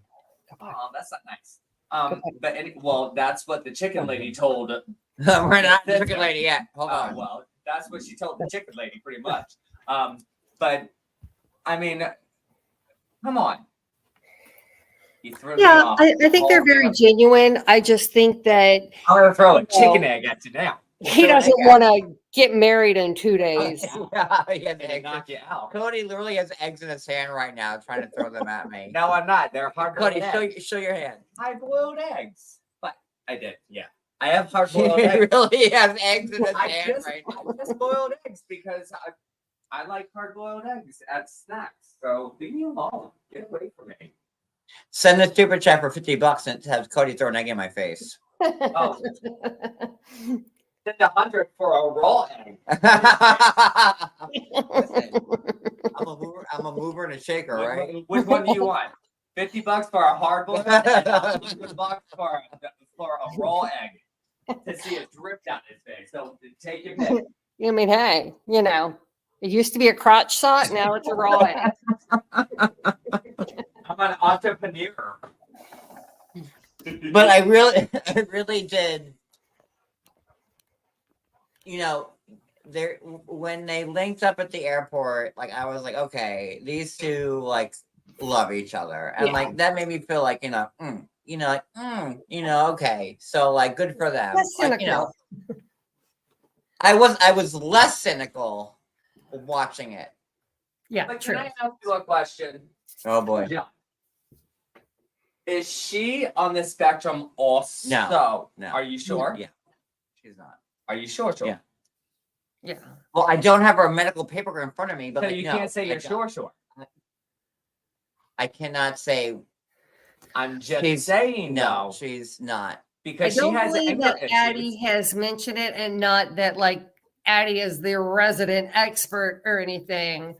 But she hasn't mentioned anything about her being on the spectrum. Just like obviously, she said at first she thought it could have been like a little lie, but no, 100%. Now, I thought it was gonna be a mess when they met, but he looked like it's hard to like with the right wording, but like he's on the spectrum, but he seemed like anybody else that would have met at the airport. He was so happy to see her. They were kissing, they were hugging. And I didn't see any type of like, because God forbid you say the wrong fucking thing. But I didn't see any type of like weirdness between the both of them when they first met. Right. They didn't even have that like awkward first meeting. Right. Like, they were hugging and kissing, like, and it seemed like any other couple that met each other that met each other at the airport. Right. Over the years. So I was happy for them there. And they go to the hotel, the brother's there, and he's like, I need to check because I didn't know if you could take care of my sister, and but he was fine with it. Like, right. Absolutely fine with it. They get to the hotel room. And I mean, particularly because like in their culture, they've said people on the spectrum, they feel it's like, voodoo or, it's not good in their culture. And I thought he was very well received with all of her family. Yeah, like he met he was fine with it. He was fine with meeting her, like, clearly. He was fine with the brother, and I don't know what level on the spectrum he is, but he was obviously fine enough to fly across the world to go see her, and I'm not trying to discount anything. I'm just saying, like, it was a great scene. Like, she was crying, he was crying, the brother was crying, like, I was crying. I'm like, oh, good for them. Like, I was like happy. I was happy that Niles and Lil Rasputia, like, got together. And then in the bullshit of 90 Day, it was nice to see something authentic. They're back in the room, and he's like, well, I'm not gonna have sex with her, and she's like, well, go to sleep because I don't want to touch you, and right. And she's like, okay, just a little kiss. All right, well, maybe just a little hug. All right, well, just a kiss and some petting, we'll be okay. And like, they get to the hotel room, and she's like, I don't want to do anything bad to you. And he's like, no, I can't go to sleep. Yeah. And it was just, I think that, like, I think they're trying to stay true to their vows or their religion, and they really don't want to have sex. But, it's, you never know. Staying in the same hotel room, snuggling and cuddling and kissing, and the next thing you know, you're naked. Right? You go, Wicked. But I mean, it's like, oh, hey, how's it going? There goes your shirt, taking the bra off. Yeah, it just, yeah. No, Her and being the on top of next him. thing you see is like her, like, just like going like, just getting it. Right. And good I for love how them. Cody's not crossing. And like, like killing me. she just getting all, and she just like, just get, and good for her. It reminds me of being the great one that she's like, oh, okay. I can't. Oh, what? And so Rita. I'm just saying. Sometimes you go in with all in good intentions, and then you make it, and you're gonna get pregnant. What? And then there they are. Like, so, like, right. Good for them. Right. And I mean, he even mentions at the airport, like, hey, yo, only film me from the waist up. I'm a happy, have I mentioned I'm a heterosexual man? Chickens out here. Now you got me laying down. So, I like Cody's arms crossed. No. I'm more like throwing back and go like, hey, how's it going? Well, not at all. How you doing? Yeah, Cody's more hands-on than Matilda, but we didn't see the rest of Matilda's things going on there. So I'll swing from a rope and jump on you. And he's done that. So there's how many times? It's countless. Where'd my notebook go? Everything's missing. I have it between my butt cheeks. John, it's over here. Oh, Lord. My notebook's over there. See what happens. It's upside down and backwards. I feel like I'm reading Russian right now. So, okay. All right, hour and 42 minutes. We're not doing very good with staying on track. No, not at all. So there's that. So, okay, so we have 2 couples left, I believe. We have let's go to gonorrhea and oh, Lord, gonorrhea and the lady boy. I'm leaving this one because I can't with it. Like the way he talks about having gonorrhea, like it's like, oh, my blood type is A positive, like that, like right. Oh yeah, calling your friend, yeah, things went good, and then I told her I had gonorrhea. Yeah. Oh, how did I find out? Well, she didn't understand that when I said, I'm sleeping with or staying over. Because what did he say? Did he say it was just spending the night? Because if he's just spending the night with a friend, then I wouldn't think they had sex. Right. Well, he's homeless and he likes to get his dick sucked by anybody. And like, oh my God, have you seen his face? Like, who the fuck would want to suck his dick? I'm sorry. Like, well, I mean, okay, let's be honest. If Dick Clark had $1 million and if you're sucking his dick, you're not looking at him. Like if right there, and if there was, if Lauren was like, listen, there's $1 million right there, put your fucking mouth on it, I'd be like, no, bro, I'm good. Like $1 million ain't worth it. But John, you're not looking at him. He's not looking at you. He's just like, this is what you're seeing. I'm sorry. I wouldn't do it. But what if I'm just saying? What if you're sucking dick, you're not looking at the face and just downstairs, because you don't have to see the face if you're just sitting on the face. He reminds me of like, who was the guy? But you don't see it if you're sitting on it. You're not seeing that you're sucking on it either. Turn the lights out, sit on his face, and. But it's he's saying that he couldn't. We get some super chats. No, it's okay. That would make me grifting, wouldn't it? Cash apps would be better. No, it's fine. I'm good. Because YouTube sucks anyways, and I'm working on a way. Half of the super I'm getting off this platform because I can't stand YouTube because it's a toxic fucking cesspool of fucking hate, and I can't stand YouTube. So that's fine. But yeah, it'll be demonetized. But I don't. YouTube sucked dick anyways. But YouTube is the worst. I felt bad for Faith because she was like truly hurt. Was.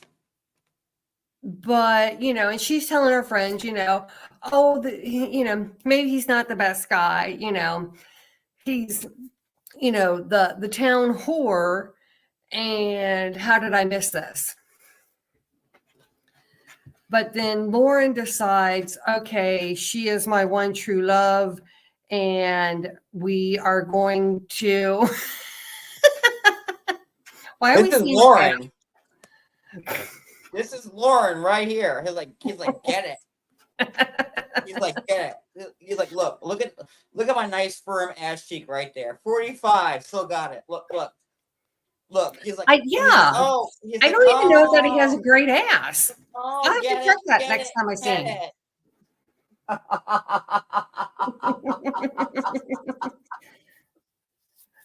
But I did feel bad for Faith. But this, of course you did. But he's saying he's got. Oh yeah, went to the doctor, had gonorrhea. Oh really? I just had a sinus infection.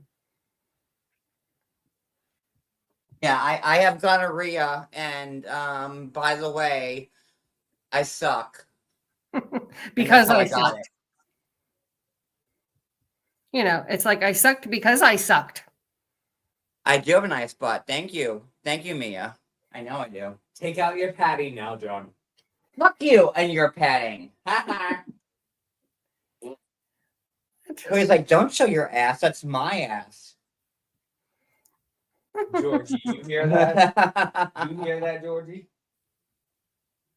But so gonorrhea Lauren has 7 days while he's there for 20 to 7 days left or 7 days in? 7 days. Well, he's there for like 3 days. He has 7 days to get clear of the gonorrhea with the medication. Can't kiss or do nothing. And we see poor Faith lady boy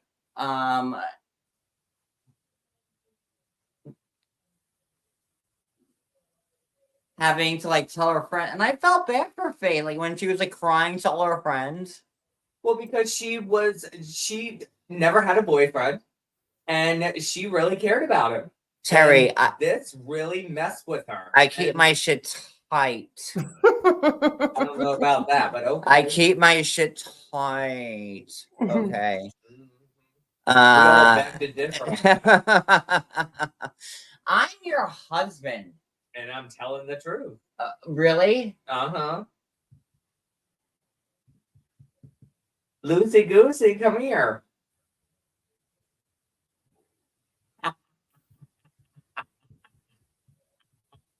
No, he's a tidy mighty. He really is a tidy mighty. I don't want Lauren over here, so never mind. But I also don't. I thought you just told him to leave. But my dick doesn't smell like Massengill either, so I don't fucking do it. I don't have a summer's eve dick. My dick smells manly. Because get that Vagisil. It smells really good. There's I don't want to say it's dirty, but it's not an English rose garden when you go down there either. I don't know what to say about it. I have a normal man's dick. And Larry says they're going to call you tomorrow. Have some info.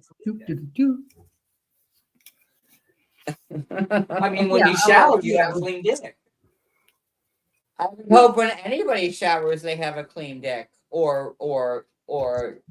I mean, it's not like it's or like once. I don't know what to say. It's like an everyday shower. I mean, I don't understand why they offer English rose. I mean, it's not like someone goes. Well, Lauren wants a dick that smells like an English rose garden, and I'm sorry. Well, buy some fragrance. Oh God! If I really wanted Lauren, maybe I'd spray some like white diamonds on my cock, and I don't know, because it always worked for Elizabeth fucking Taylor. So maybe like that's what he Well, needs. you're already winning because according to Elizabeth Taylor, those have always brought her luck. John, So there's that. John, you're already winning because you already have a house because he's homeless. So you already won on that point. So you're already winning.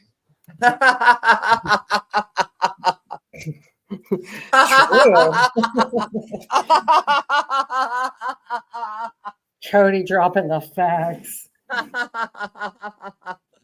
These have always brought me luck. These nuts. All right. You're in the lead, What? man. I'm good. You're in the lead. You had a house. He might be here tomorrow knocking on the No door. thanks. So I felt bad for Lauren. No, I didn't. I felt bad I for was gonna Faith. say why.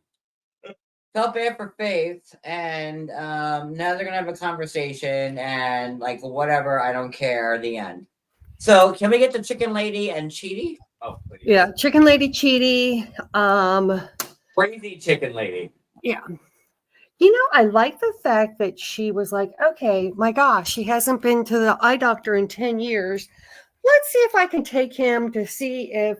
And I was like, I was like all for, and I was like, okay, chicken lady. I'm like, taking him to like the eye doctor. I was like, very nice. what a nice thing to do. I thought like that was like it made me like her for a hot fucking second. It did. I was like, okay, Very true. she's kind of trying to make his life better.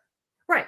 100%. And like, the fact that we didn't hear, he hadn't been to like an eye doctor in 10 years. Like if it were me and I were blind, and God forbid, you would have been there. I'd be at the eye doctor every day. Trying, you would have been there. I would be. Like the next fucking day. But I know like whatever with that stuff. But you and me, no. I mean, it did make me stop and think like, okay, if this were in the US, would he have had better options if this would have been treated earlier? It kind of takes you down the road of, what if? Of course. But she's like, we're really connected. And thank God, like, that you're blind because you can't see me. And, like, God made it this way. And we're spiritually connected. And we're soulmated connected. Yeah. And you can't see me. And, like, I love it. And, like, she looks like a fucking witch. Like, she should be, like, Spirit, what is it? Spirit Halloween, like the costume store Spirit, like Rainy should be like Spirit their Halloween. Biggest. You want to be a witch, Siwa. Oh Lord. So did you just moving on? But there's a real witch out there, and it's Rainy, and like Spirit Halloween should be like that person. 29. Tony wants to say something. Yes, I did. I need to get away from you real quick. I need to say something about this chicken lady because didn't we also read something about her or whoever? Somebody wrote something about what they were saying about, are you ready to be sacrificed? And like, you're going to be sacrificed. John, wait. And I'm going to call all the witches and all the evil from this side to this side and blah, blah, blah, and everything else. Like, now, what? And you don't think she's a witch? Or a dark-sided madam? Come on. No wonder she don't like chickens, because they use chickens in rituals. But then, she doesn't mind chickens. She just doesn't want to see him killed. She can eat them, but she eats them. Right. Just like the pig. She doesn't want to see the process. She just wants to see the end.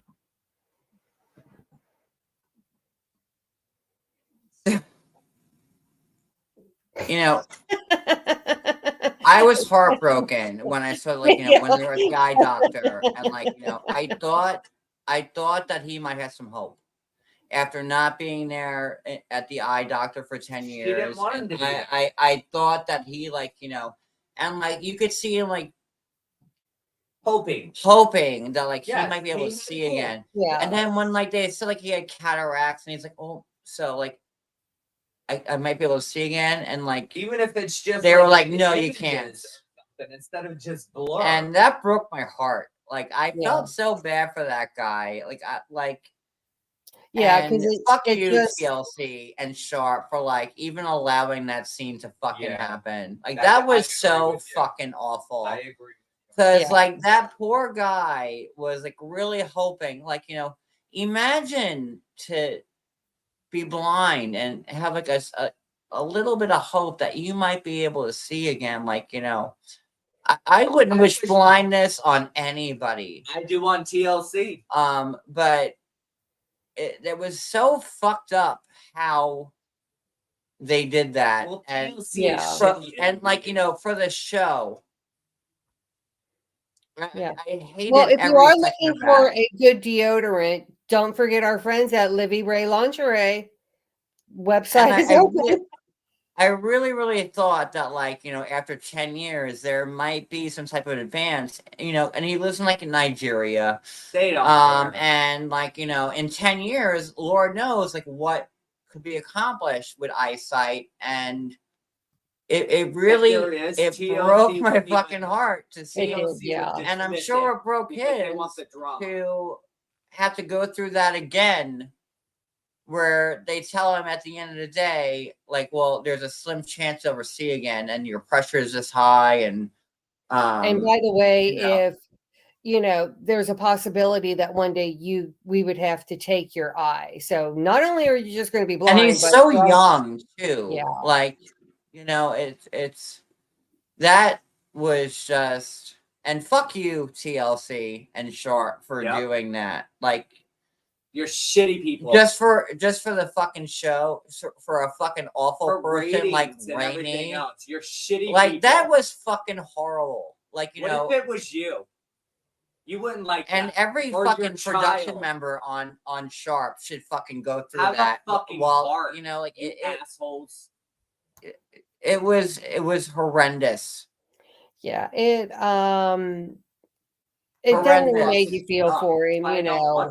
That's why I don't watch TLC. Nothing on TLC I don't fucking watch. I tell my friends not to watch it either, because they're shitty fucking shows. They're shitty people that work there. Like, I just, it was bad. Yeah. It was really bad. It's gross. And what they do. It's gross. Ugh. It just, you know, I liked it that she was, you know, well, here, let's, you know, that she would do anything in the world to see if it was a possibility, but then to have it, the news that she said. But she didn't want him to be able to see her. She wanted to, you know, because she looked the way she does. He couldn't see. That's what she kept saying. I love him. I thought that was odd. Like, I'm attracted to him because he's blind. Yeah, exactly. Because he can't see, like, you know. At this point, you're in the point where you've met him. His blindness should be like the last thing on your list. You're like, oh. And only a truly heinous person would want to be with somebody because they can't see them. That's what I was gonna say. Like, and fuck you, Renee, whatever the fuck your name is, with your fucking lover, chicken eater, bitch. You are just the most evil fucking. You are evil, like that person. Like, you are just. You're up there with Laura and Lita. Eyesight back. Like, that's. I rate you on like Laura, Lita, Rainey. Go eat your family, your chicken family. You know, but you want to down and shove chicken down her throat. But you eat chicken, don't you? You sure does, because it comes packaged. You rape one of her chickens that she has and Damn. shove it down her fucking throat. That's what I say. And I didn't even put Tanya on that list to show you. And you know I hate fucking Tanya, but like even I make Tanya sit on her face. This woman makes Tanya look like a fucking saint. Damn. And like we're still here talking about this show because they're horrible. Sharp, we're trying to spread the word that Matt Sharp, they don't give a fuck. They don't care. Of course not, because they're getting a paycheck. They don't care. They're still laughing to the bank. But if it was them, they wouldn't be laughing. Yeah, she is very manipulative. So yeah, and then next week we meet someone new. The fucking crazy chicken lady. And TLC. So they go to dinner with the family, and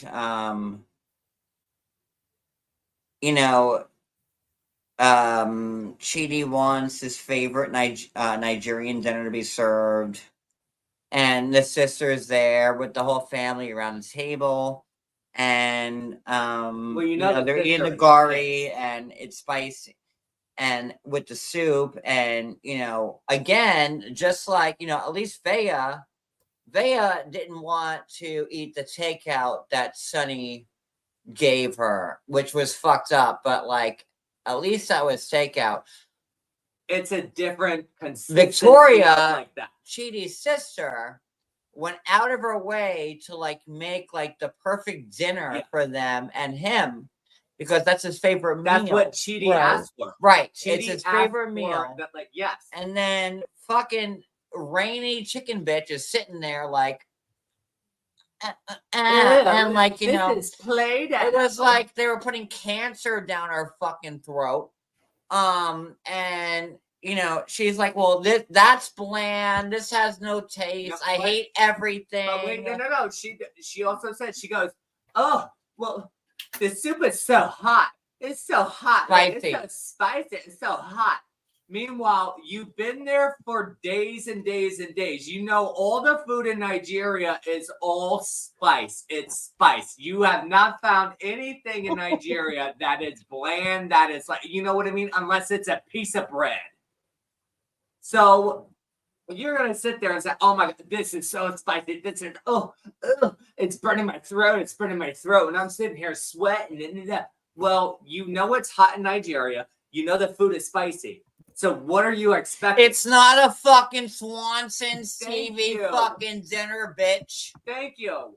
It's not a backyard barbecue in the U.S. Are Rainey and Sattler friends? Because I heard Rainey with the sister Victoria asks, Rainey, well, do you cook? And she goes, oh no, we eat pre-processed foods in America. Go fuck yourself. Stuff that's we all cook here. Like, we don't all go to the fucking frozen section of our local grocer.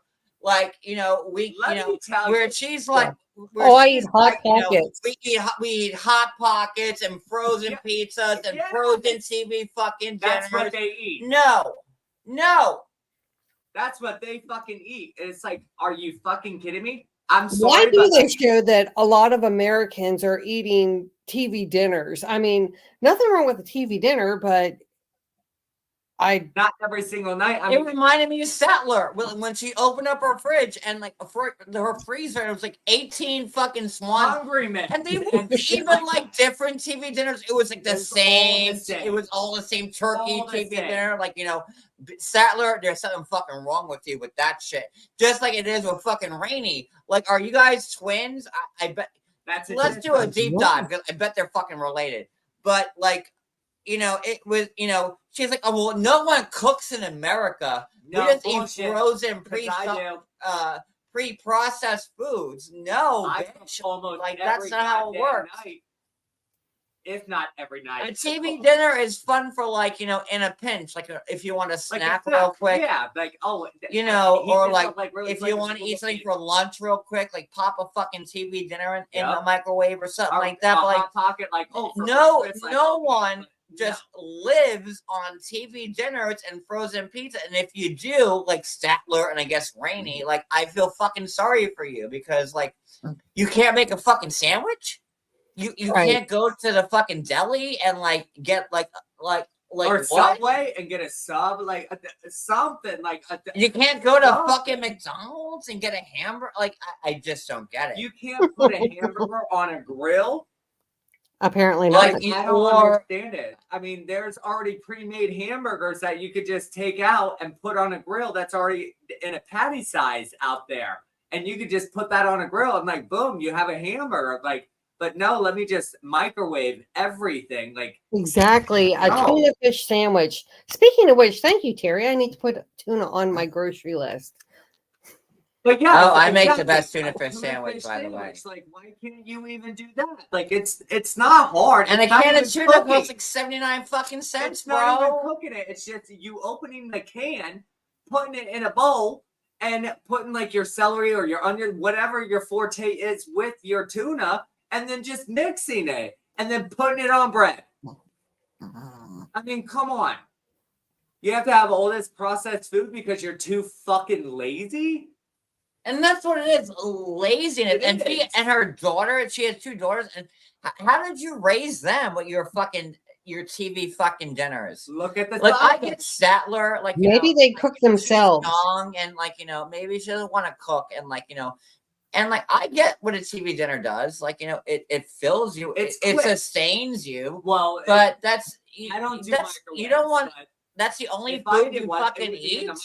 In the oven. And how old is Rainey Renee chicken bitch? No. I don't use microwaves. No. She does.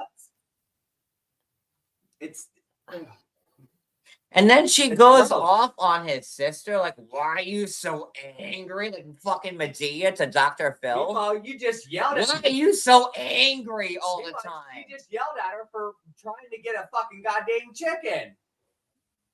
And she's like, why are you so angry? Well, bitch, you just yelled at me because I was killing your family over there trying to make dinner. And then she wants to go to the hotel with him because she doesn't want either. She nasty. I don't know. If I were blind, I'd be just trying to stab her. Trying to find her because she is an awful human fucking being. I'd be like, I can't sleep with you until I'm dead. And it's amazing how 90 Day Fiance finds all the world's worst human beings. Well, they have to for ratings. They have to. That's all it is. It's ratings for them. That's all it is. And everybody knows that. And like, you're in like his house, like Sheedy's house with his sister. That like, in the sister's room. And the sister gave like that the master bedroom. And she still bitches. God. Like, okay, let me tell you something. Cody's mom made, I'm Italian, right? Cody's mom tried to make spaghetti. Well, for me, while I was there, because I'm Italian, and Cody is not Italian. I'm not. And neither is his family. Like I don't eat Italian food. She called me, you're one of them Italians. Okay, so, but she tried to make me spaghetti to make me feel welcomed in her house. And she made a whole big bowl of it, and I ate it. And then I went back for seconds, and I ate it. And I went back for thirds, and I ate it. I was the only person in a table full of 16 people. There was not 16. Now, you better slow your roll. I was the only one. There was 6. Because I wanted to make her feel appreciated, that she went out of her way. And she did.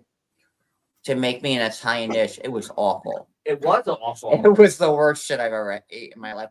But I went back. It was awful. I tell my mom. Hands of fucking God. Right there. God love you. Hands of God. Right, Cody. not even Cody. Nobody went back and got a second plate. Because I tell her. I got a second plate and I got a third plate just to make her feel like I appreciated the food. It was awful in my mouth, but it didn't matter because that was my husband and that was my mother-in-law. But also, she went out of her way to try and make me a nice dinner.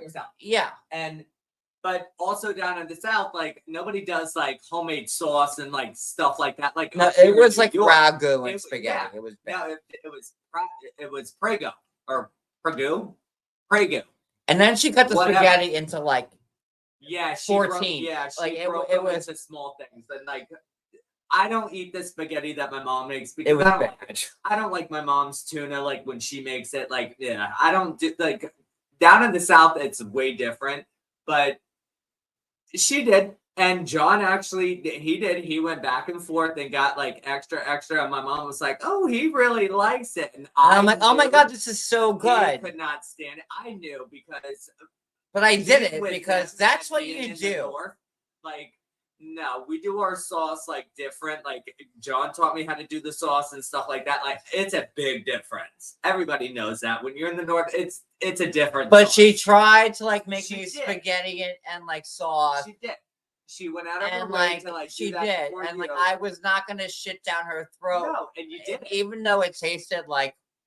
I know. I got second and third because I was like, you know what, I'm gonna make her appreciate this, even though and Cody's like, you're getting more, and I'm like, what's wrong with you? Of course I have to get more. Like, you know. He did, and he also doused it with parm, but that's what you do. But no, it wasn't Rouse sauce plant lover. It was like ragu. No, like it was Prego. It was not great. But I did that because I didn't want her feeling. My mom's not Italian. But she was like, oh, you know, because all day long she was like, I'm gonna make you an Italian spaghetti dish, and I'm like, oh, I can't wait to eat it. And then when it came out, and then she was so happy, I was like, what are we gonna do? Like, be like, John's leaving this out. John's leaving this out. She's a mixer with the pasta and the sauce together before you serve it. See, I'm not a fan of that, and neither is John. John is like, give me like the pasta, and so am I. Give me the pasta on the plate, and then you put the sauce over the top of it. But she was a mixer, like she mixed everything. So it was like a big old, like, just hearty bowl of just sauce and noodles, and it was just like, ugh. That's why I never ate her spaghetti as a kid, and I never ate her tuna. It was really bad because she just made tuna with broccoli, and, cauliflower, carrots, it wasn't celery, onions. This was something she never served. Like, so she tried to do it for me because I'm like, don't make that stuff. And she goes, "Oh, John, the people from the South, like, you know, I'm Italian, but like people from like the South, like, or like, you know, they go, oh, the Italian. They really put the emphasis, like the hard I. Yeah. The Italian. So she really wanted me to like, you know, because like, you know, in where Cody, you know, his mom was in John's a northerner, Florida. I'm a southerner. So I was the Italian, and she really wanted to make me feel like I was like at home because we moved from like, you know, New York to Florida. And like, you know, middle Florida, like, you know, where Cody's family's from is like, you know, like Alabama, pretty much. It's not like Florida. It's not the Florida you think of when you think of Florida. It's like no, it's Alabama. It's like, you know, like yes, like, but we never had, you know, that, but or maybe I don't know, but not this generation, but we're. And she served like you know, she made a big bowl of it, and like I went back 3 times to get like, and nobody else did. But it's not like it's meatballs and stuff like that. No, it's meat sauce. It's meat sauce mixed in with like the pasta, and it wasn't good. No, it wasn't. Trust me. No, that's why I even told John. Like I looked at him, like, don't go back and get more because trust me. It's not good. And he's like, no, I'm going to. I'm like, okay, fine. I was fine with my little one, and then we went to Walmart later on and got TV dinners. Yes, we did. Because I know how my mom. But she's a very awesome. But she cook. was a great cook. Like, she makes a barbecue chicken like no one's business. Yeah, and the chicken soup. And oh my. And God, to plant lover, how's amazing. Cody's mom doing? She's hanging in there. And I know that I Cody's, didn't leave it at me that. and Cody's mom have never really connected, but I love her so much. Ew. I love your mom I know you do. so much, I know you do. and I'm sorry. Apologize to me. Don't apologize to me because I know. I already know, babe. You never have to apologize to me because I already know. I already know. Shitty, but I know. But I know. But I know, baby. We never saw eye to eye. You will never probably see eye to eye. We never will. She's a stubborn. She was the one woman I couldn't charm. She's a hard-headed mofo, trust me, and so is this one here. She's the mother of my husband that I've been with 16 years. She's my world too. She will always be my world, and so will you. So it's two worlds that just don't match up, but it's two worlds that just stay next to each other, and that's it. Baby, I'm sorry. It's okay. And I love her so much. I know you do. I know you do. Trust me. I know she does too. It's just she's hard-headed just like you. I know. Trust me. I know my mother and I know you. I know. You ain't even got to say nothing. Just, I know both of you. Trust me. And it's okay, baby. I know. Trust me, I know. That's why I've never even brought it up. I know. I already know. That's why we're just gonna be at odds forever. That it goes with the whole mother-in-law thing, and it is what it is. I tried.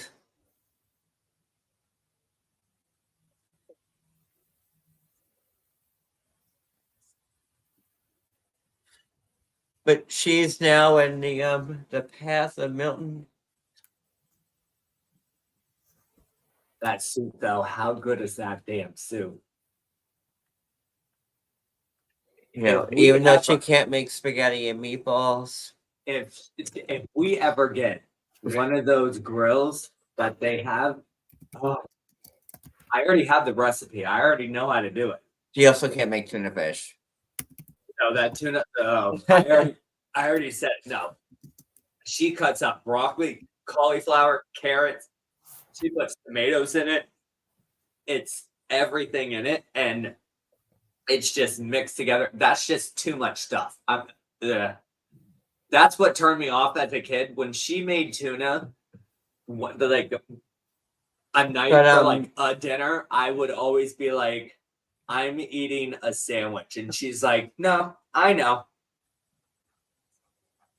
Hey, Addie. I never liked.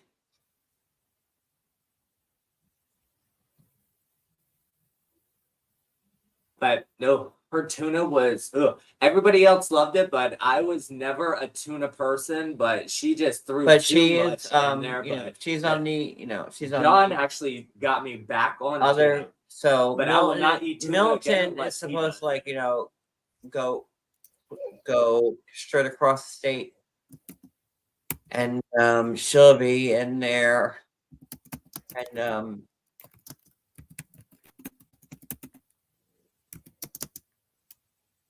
I just want everybody to pray for everybody in Florida. It's okay because everybody goes to my mom's house because our house, we've lost so many houses throughout the years with hurricanes and stuff like that. So, I mean, when we really rebuilt after years ago, after the last major one, my mom was tired of rebuilding. So everything is it's steel in blocks, and there's cement that's filled in also with it. There are steel straps on the roof that are tin with steel that's also on top of that with more tin on top of it. Everybody comes to my mom's house because there ain't nothing that's going on. They have the double pane hurricane windows, and then there's another set behind that also. So there's 4 sets. There's 2 sets, but they're double each. So there's 4, but there's only double sets. So everybody goes to my mom's house, and the house was raised up and everything else. So there's no flood. I mean, it might flood around them and everything else like that, not unless we get a tsunami, but everybody comes to my mom's house. I mean, it's a big old like 8-bedroom house and like shit like that, and like it's another floor and everything else. We got room for like almost the whole neighborhood, so everything's gonna be fine down there. Nothing ever happens. I mean, to her house, you know, obviously, and it's brick glass and all kinds of stuff. There ain't nothing, no. And she actually has like on the front doors like that big thing that turns, like that big old like not the wood thing, but like the metal thing that turns to keep the doors from like bowing in and stuff like that, like where you turn them, like where you see in horror movies and stuff, and like you have like the things that clench down. Yeah, she has all that stuff too. Like, nah, it's all good. I'm not worried about my mom. She's got the house like. Actually, it was featured in Home and Garden. I wish I could tell you like which year it was, but they came to our house and filmed it and stuff like that. It's a beautiful house, but it's definitely like, yeah, there's things that come down, lock down automatically, and yeah, she's fine. She's fine. The only thing that they have to worry about is the cars being swept away or like taken off or like whatever. But even the garage, like, and that's reinforced also, and that's where they put them. But it's not like the house. But that's the only thing. So I don't really worry about my mom down there because she really did it up this last time. She said if anything ever happens again, then I'm going with it. So, but no, after all this stuff, even after all these years, and nothing. Everybody from the neighborhood, even people from Walbasso and Vero Beach and stuff like that, from miles and miles and miles away, they go to my mother's house because they even bring the food from their house and bring it to my mom's house because we have 4 generators too, and everybody just cooks everything, and she makes everything, like once everything's over, she opens up everything and they get the grills going because they have like 6 grills. And and like huge grills, like big, long grills, like a restaurant. And she just gets everything going. She feeds the neighborhood and everything after every storm and stuff like that. So. And if anybody needs to come here from Florida, you can stay here with us. It's teeny tiny. It's a teeny tiny place, but we bring a pillow and blanket and maybe an air mattress, unless you're okay sleeping on a hard floor. We lived through Sandy, Hurricane Sandy, and or go to my mom's house and she'll take you in too. She don't care. To come somewhere. She takes anybody that needs help. She takes in anybody that needs help, even though she's sick. We live in a shoebox, but if anybody needs to evacuate and if you have no place to go, you can come here. You can come here, or you can go to Sebastian, and my mother, trust me, she will find a place. You can come here. I promise anybody that. My phone number is 516-306-0633. If anybody needs to come here from Florida, that's in Milton's path. We went through hurricanes. Sorry.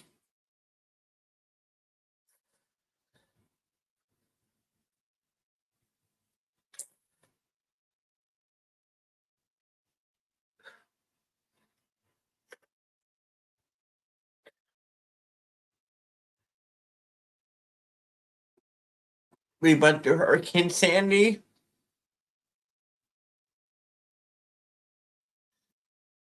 So if anybody needs to come here, it's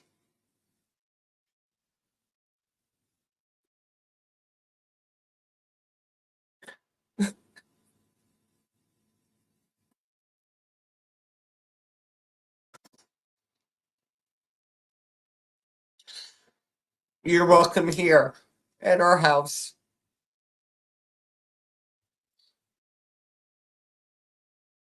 So if anybody who's in sorry. If anyone's in dire need and everything like that needs help, like or shelter, like you're more than welcome to come here. You're more than welcome to come here.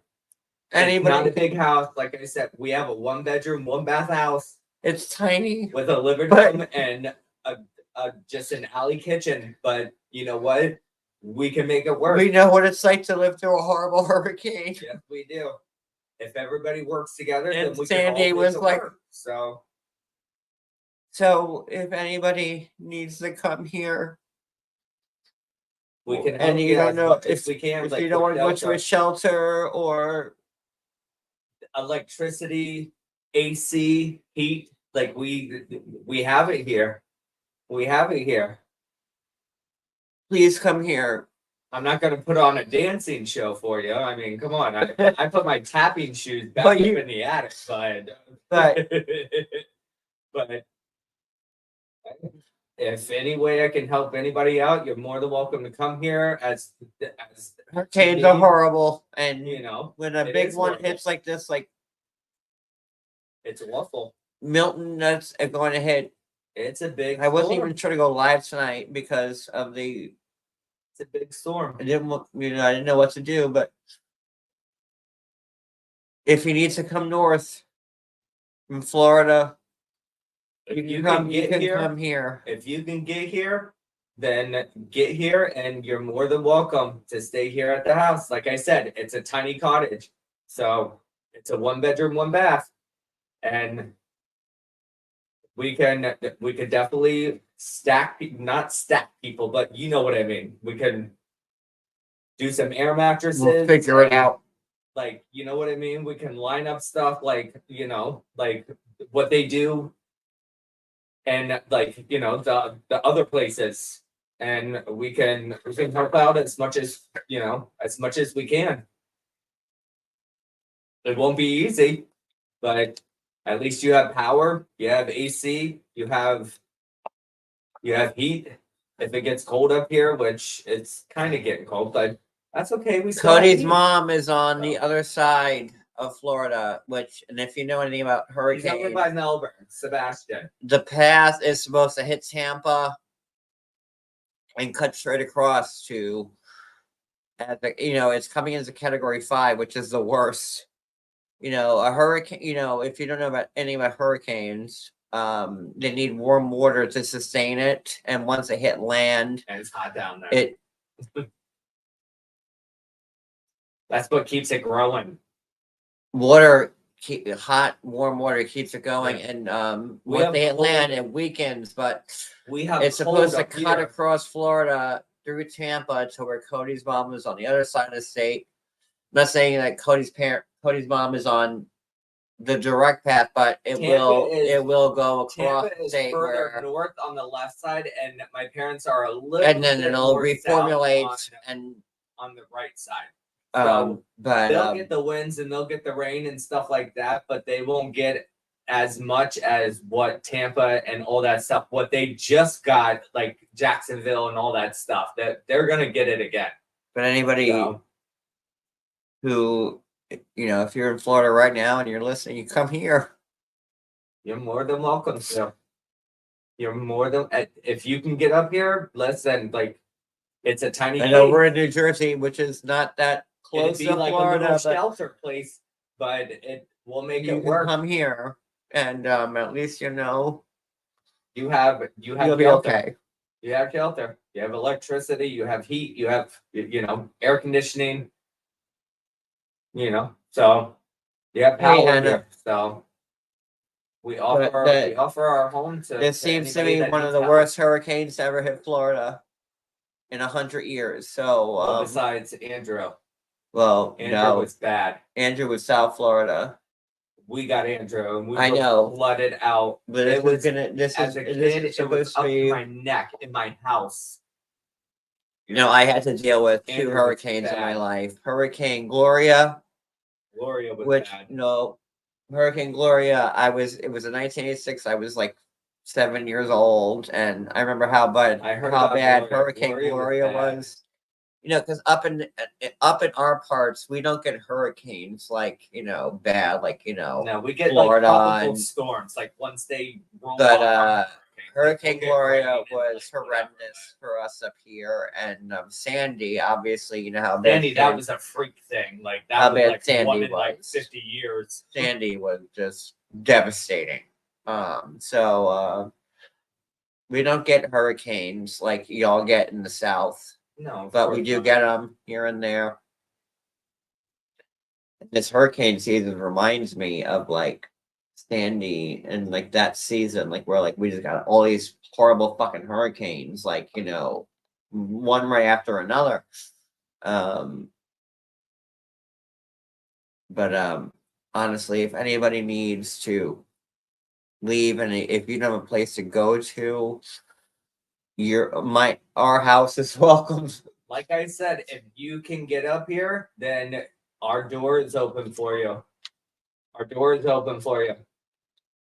It's small, it's tiny, but listen, a mattress on the floor is better than floating down the road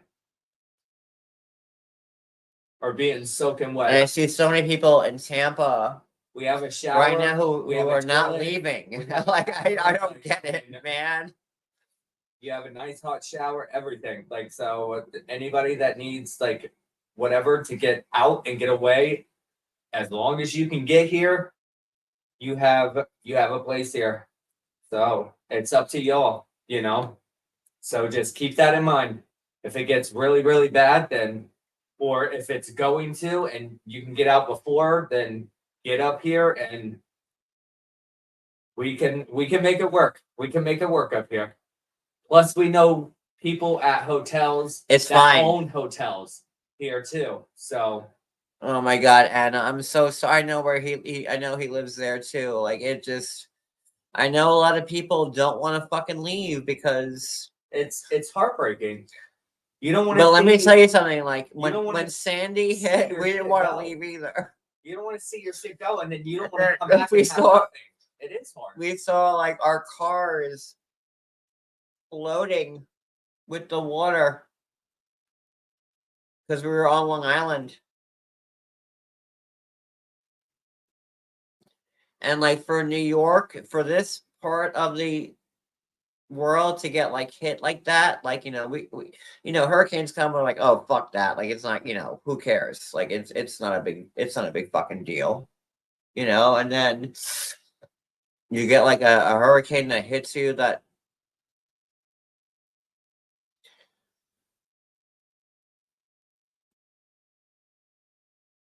people need to go.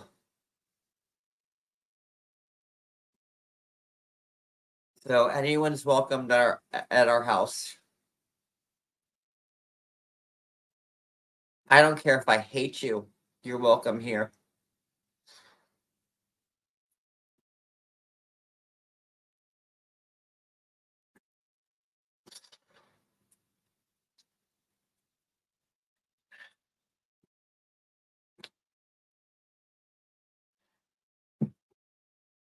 So, and I didn't want to like, go this route, but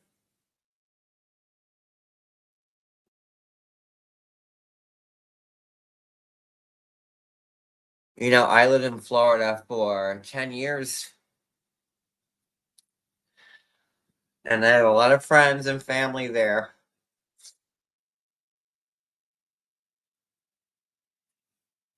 I have 4 first cousins in Venice, Sarasota, Tampa.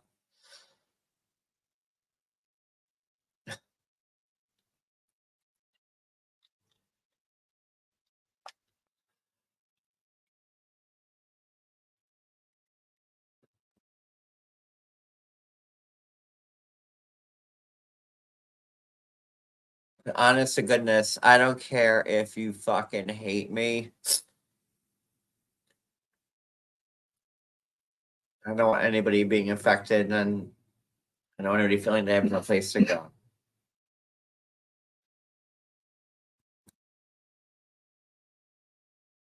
So that's it.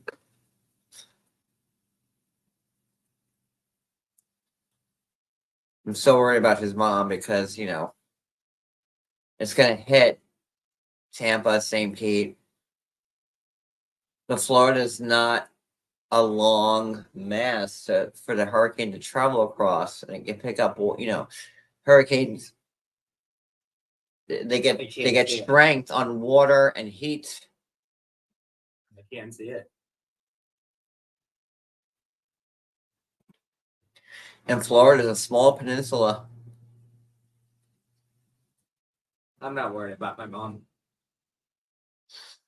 I'm really not. And we're not making this about Cody's mom because she's not in a direct. She's on the other side of the state. She's on the other. She's on the Atlantic side of the state. You know that bands and stuff. It's going to hit from the Gulf side, and it's going to travel across the state. So, like, the people in Tampa on the Gulf Coast of the state are going to be hit the worst. And anybody who's staying there, you need to leave.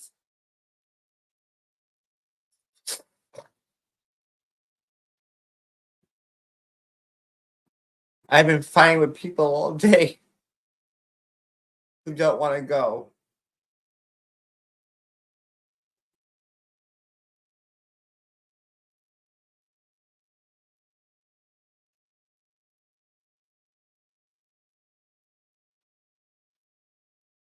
But our doors are open to anybody. I don't care who you are. If you need a place to go, we're here for you. Right, baby? We do. I mean, we do. We do. Our one door. Not our doors. We only have one door. We have one door. We do. You say our doors. We only have one door. That's what we have one door that's up there. But we also know people in hotels too that own hotels, so we can help you guys out. We can get you in hotel rooms and stuff like that too. Trust me, they know how it is down there in Florida. Some of the ones that own hotels up here, like they know how it is, so they help out.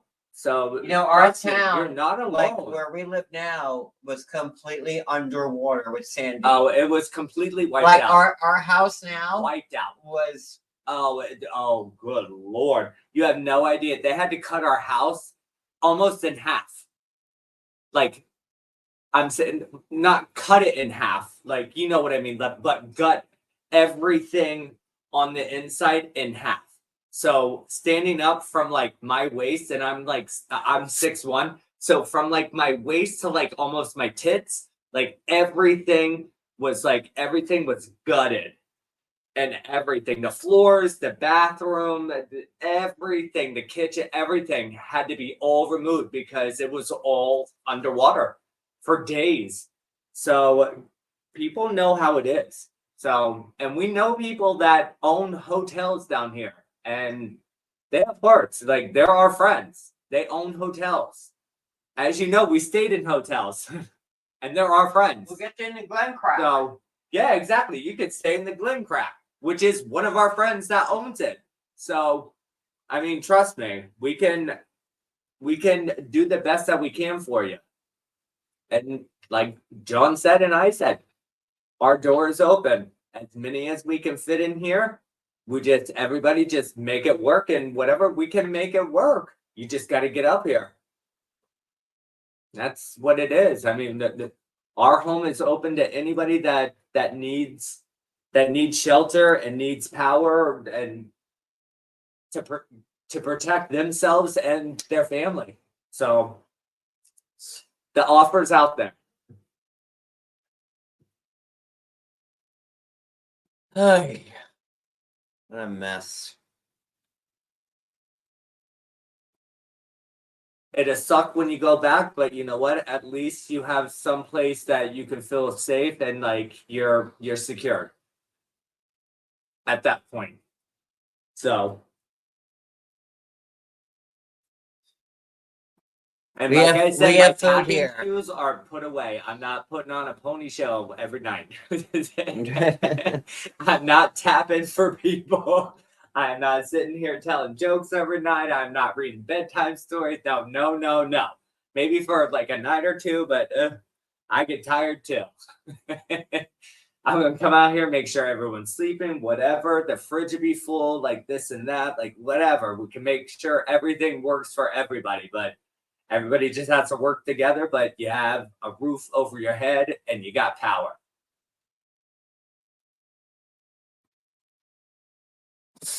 And from the bottom of our hearts, everything we're saying right now is true. Oh, 100%. I don't care. Absolutely. I do not care. You put as many, like I said, air mattresses on the floor. Like, we didn't think Sandy was going to be a big deal. It'll look like a bouncy house in here for all I care. But as long as everybody can line themselves up right and like fit themselves, like then we'll fit as many people in here that you could pack in here like sardines. But as long as everybody is comfortable and like they're okay and like whatever, then you get to meet the real Georgie. It's just a sleep, and then everything goes away, and then everybody else can go out and do their own thing, and then at nighttime, boom, we'll just blow everything back up again, and then it's a routine. We'll find a routine, like whatever. It don't matter. We'll figure it out. But from Tampa to here, it's like a 12-hour drive. It is, but listen, and you know, I'm sure people in Florida have like other way. Like if you really feel like you have no place to go, you can come here. That's all. Yep. You don't have to go to a shelter. You can come here if you. Shelters suck. So, I have a grill. I have a huge stove. I cook every single fucking night. So, and I'm sure other people also cook. So, please, there'll be dishes flying out the damn. I don't even want to say the window, but like right out there, like just out the other side. Boom, here. Because I didn't even know if I should go live tonight because of. You could even bring tents. We have a backyard too. Even if you want tents. We have a backyard. You could even bring tents and stay in the backyard too. We got room for tents back there too if y'all want to set it up. Like I said, we got grills and everything else too. So it's up to everybody. But we're here for anybody that needs us. Like anything y'all need, we're here. Our doors are open. Yep. Our door, singular, I should say. We have one door, but it's open, and we're here for anybody who needs us. Absolutely. I've been there. I've done that over and over and over and over and over again as a kid. I've been there, done that. I know. Sandy was like one of the worst experiences that you went through. I've been through tons of them, and it's not fun. I know. From being a small kid to even being a grown-up, I've been through them. You know, where our town, like you've seen Seaside Heights with Sandy, like with the roller coaster in the fucking ocean, and like our whole town under fucking water. Yeah. So we get it. No, I know more than you look up Seaside Heights, New Jersey, and you'll see like the very famous roller coaster in the fucking ocean. And you know what Sandy did, and then to New York City and to Long Island. I know we still live right. We still live a fucking block from the beach. I know, but we don't. That's a very rare occasion. But they built that up and everything else like that. So it don't matter either way. If you need protection, if you can get here and you feel that you need to get out, well then you're more than welcome to come here. More than welcome to. Absolutely.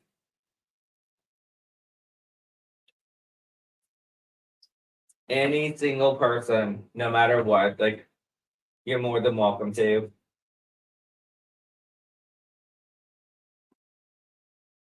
Now I don't have a washer and dryer here. Yeah, Well, that's a block away. That's over there. That's a block away. So I can't do laundry here, and y'all can't do laundry here in the house because I don't have a washer and dryer. Let me just put that on like the list right there. It's only a block away though. So but they have. Well, they're not going to come here to do laundry. Like I'm just saying, clothes, and they might have to stay here for like a couple weeks. You never know. You know, they might have to wash some clothes and like whatever. But I'm just saying, it's only a block away from us. So, but other than that, we got everything else here. We got everything else here. I'm gonna end this live. I'll put like this on my community tab. Oh, But you also have to. Hey, Addie. Addie's here. Hi, Addie. Addie, hi, sweetheart. I love you, and I'm sorry. I love you. We love you so much.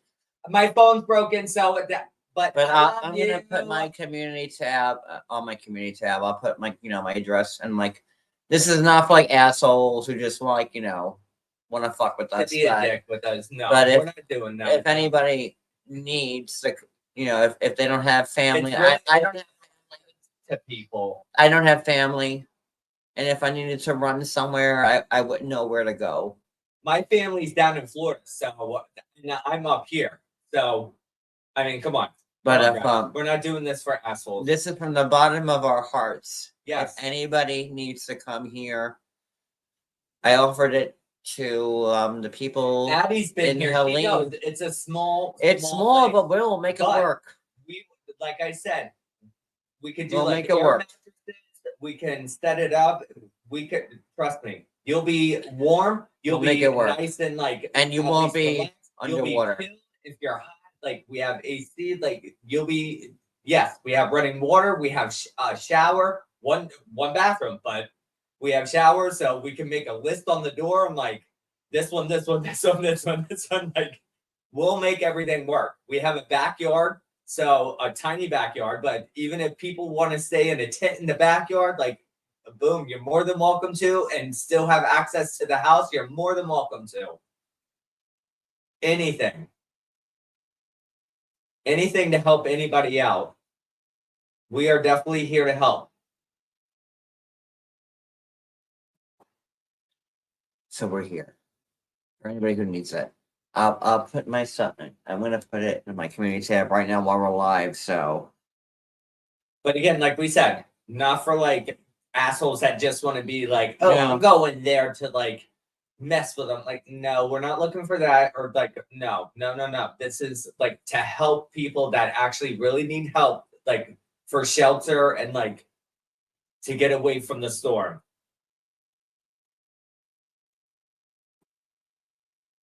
And for the kids out there, we have 3 cats. So y'all can play with them. They're super sweet. So entertain them. Please entertain them. I'm crying because I'm trying to laugh, but I'm because we went through Sandy, and Sandy was like horrible. Anybody. Sandy was just really, really bad. Life. I was born and raised there. Cody went through Andrew. I went through Gloria. I went through so many hurricanes. Gloria hit us hard in Long Island. We lost 5 houses down Cody there. went through Andrew, which was like, just one of the worst hurricanes ever. And and then we got Sandy, which was just a fucking devastator, right? Up here. So I thought I got away from it. Nope. It's horrible not sitting, but standing in your house and like it's up to your shoulders. And you see your car floating. Or not even there because it's already down the street or like just 2 miles away. But trust me, I've been there, done that over and over and over again. I know what it's like. You lose everything. And all you want is just something that's not flooded. And just somewhere to sleep and lay your head and feel safe. And feel nice and warm or nice and cool because it's hot down there in Florida, but up here it's cool. But like, that's what I'm saying, hot or cool, like because we have both. We have heat and we have AC. But So that's why my heart goes out, because I've been there. We used to Milton, take a what a canoe. bullshit name. We used to take a canoe to our house days later to see if anything was still floating so we could gather up. A canoe. Trust me, I've been there. It's hard. It's hard. So we have power. We have power. We have AC. I mean, we have a supermarket right down the road. There's food that everybody can pitch in. We could do stuff. We could do the grill. We could do the oven. We could do the stove. We could do everything. We can make it work. We're here for anybody that needs it. Okay, I just posted it in my community tab. Just so you know, I'm not fucking around, and I'm not like saying this like, for the sake of saying it. No, so, we're not saying it just to say it. No, well, you know how people we are. mean it for So, anybody. But like I said, we're not doing it for the assholes. And even if you are an asshole, no, we're doing it for everybody. Like, honestly, like, even if you are an asshole and you still need help, our door is open for you. But just don't be an asshole when you get here, because we might have other people that don't need the BS. So we're here. We'll put you in the for backyard. If you're an asshole. Don't listen to him. But no, but just everybody So leave from their the bottom problems. of both me and Cody's Everybody hearts, and I'm speaking for me and You Cody leave your problems and out Georgie there and Hope and and get Phoebe. to safety. We want which you is here. If you have no place to go and you're worried, you can drive here. And there's no judgment, no nothing. Trust me. I've been there, done that. Over and over and over and over. Anybody. Any For fucking body. years, I've been there and done it. So trust me, there's no judgment, Anybody. no nothing. We'll be here Anything. for you. Because just we have the grocery store there. We have like I said, we have working electronics. We have there's so many stubborn everything. people that just don't want to leave I their know, places. because they work hard. For Pack what your they car, have. and if like They if don't you're want to leave here, the shit that they work hard for. pack I your know. car and like It's hard to leave it. I've been there. I know. I've been there. I've done it. Years. I've done it for years. Time after time after time after time. I've been there. I've done it. I know. My family's done it. I've watched my family do it. I know. But when you need safety, you need safety. It's better than just sleeping on the street, not knowing what's going to happen. So, like I said, if you can get up here, you have shelter, you have safety. and that's that. I feel like this is like The Walking Dead. If you can make it, it's kind of like adjacent. No, honestly, babe, That's what I feel it's like. adjacent to it. if you can make it here, then you have shelter. This you is have this protection. is a catastrophic event. I know it is. That's what I'm saying. So, Like, if you can get here, then you have shelter and you have protection. and we're not doing it to get like anything. But Oh, I'm not doing this No. for any benefit or anything. No, I'm doing this because I'm a good person and I know God is on my side and God is always in my heart and I'm a good person and this is what I want to do and he knows that this is what should happen. Like, of course. I don't care who the hell you are. I don't care what color, I don't care what size, I don't care anything. Just if you need safety and you need to get up here and that's it. you're protected. So I'm gonna end this live. I think we made our point. Much love to everybody, and much love to everybody in Florida. Yes, and God bless. And Again, Cody's mom just be is on the safe. other side of the state. His family is not going to be. It's not going to be like They're gonna get the some track is going to hit Tampa. St. Pete, and it's gonna go across the state to where Cody's mom is. But they're gonna get like the outer bands, which is gonna be bad. But like I said, my mom, you know, Cody's whole family lives in Florida. His whole that's where I family came from. His whole family is from Florida. Sebastian, Florida. Like every person in Cody's family is in Florida, where this hurricane's gonna hit. I lived in Florida for 10 years, and when I lived in Florida, I went to Wilma. Wilma was a bad one. Wilma actually took out one of our houses. Wilma was a bad one, but Wilma like, you know, but Wilma as someone who lives on the East Coast, like, you know, I went through Gloria, Wilma, Sandy was by far the worst for you, but. And for you too. We were together for Sandy. I know. And he lived through Andrew. Andrew was bad for us because our car, I literally helped my mom swim our car out to the road, which was still flooded, and then swim and help push the car back to dry land. And let me tell you this. Let me just say this. That was a Ford Crown Victoria. Okay, a 1987 or an 88, something like that. It was like the square box one.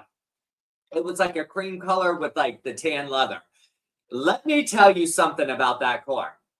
That car, when it got to dry land, started right up, and it was like pretty much, it was sunk, but it floated. So, John, that was wrong. You farted. That was gross. You nasty booger. I thought it was going to be louder. But that car started up. We used that car for another year after everything. My mom sold it to a preacher. And he drove it for another 2 years. And had no problems out of it. That car was blessed.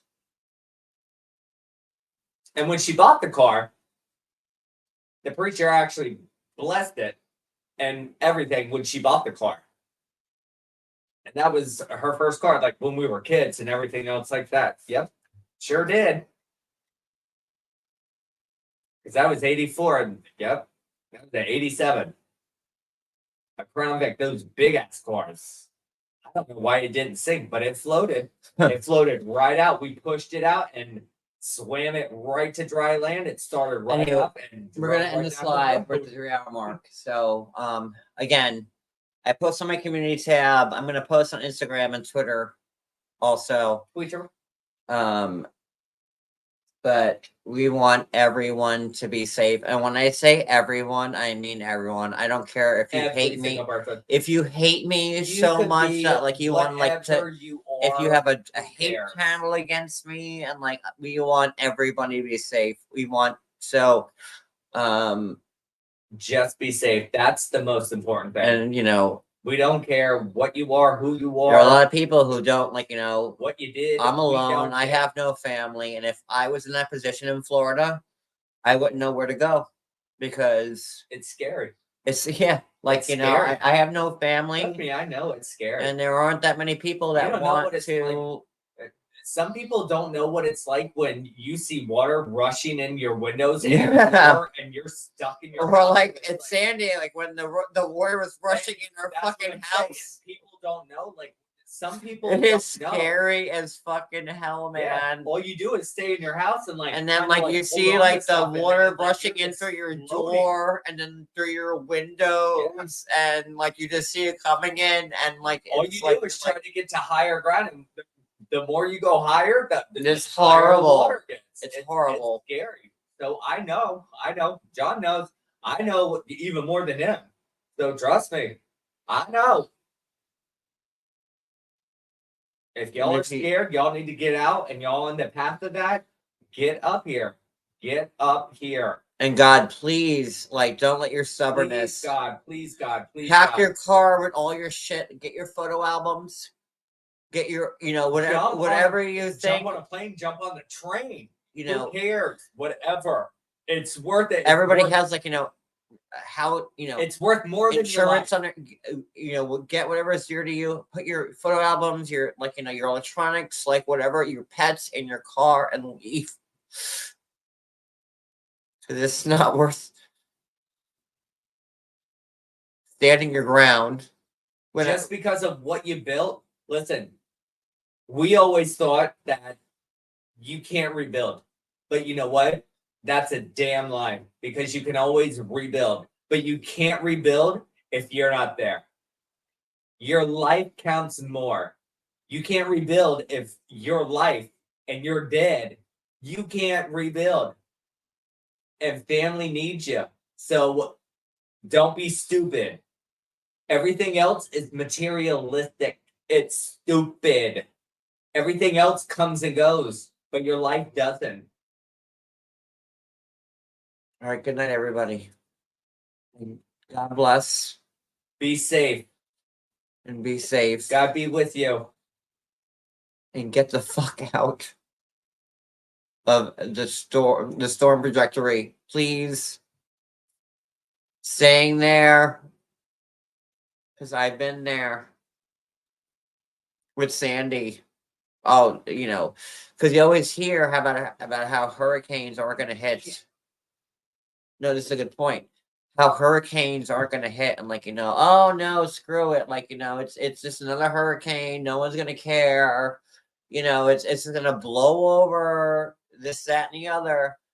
That's what and I've been there, and I learned the hard way with Sandy.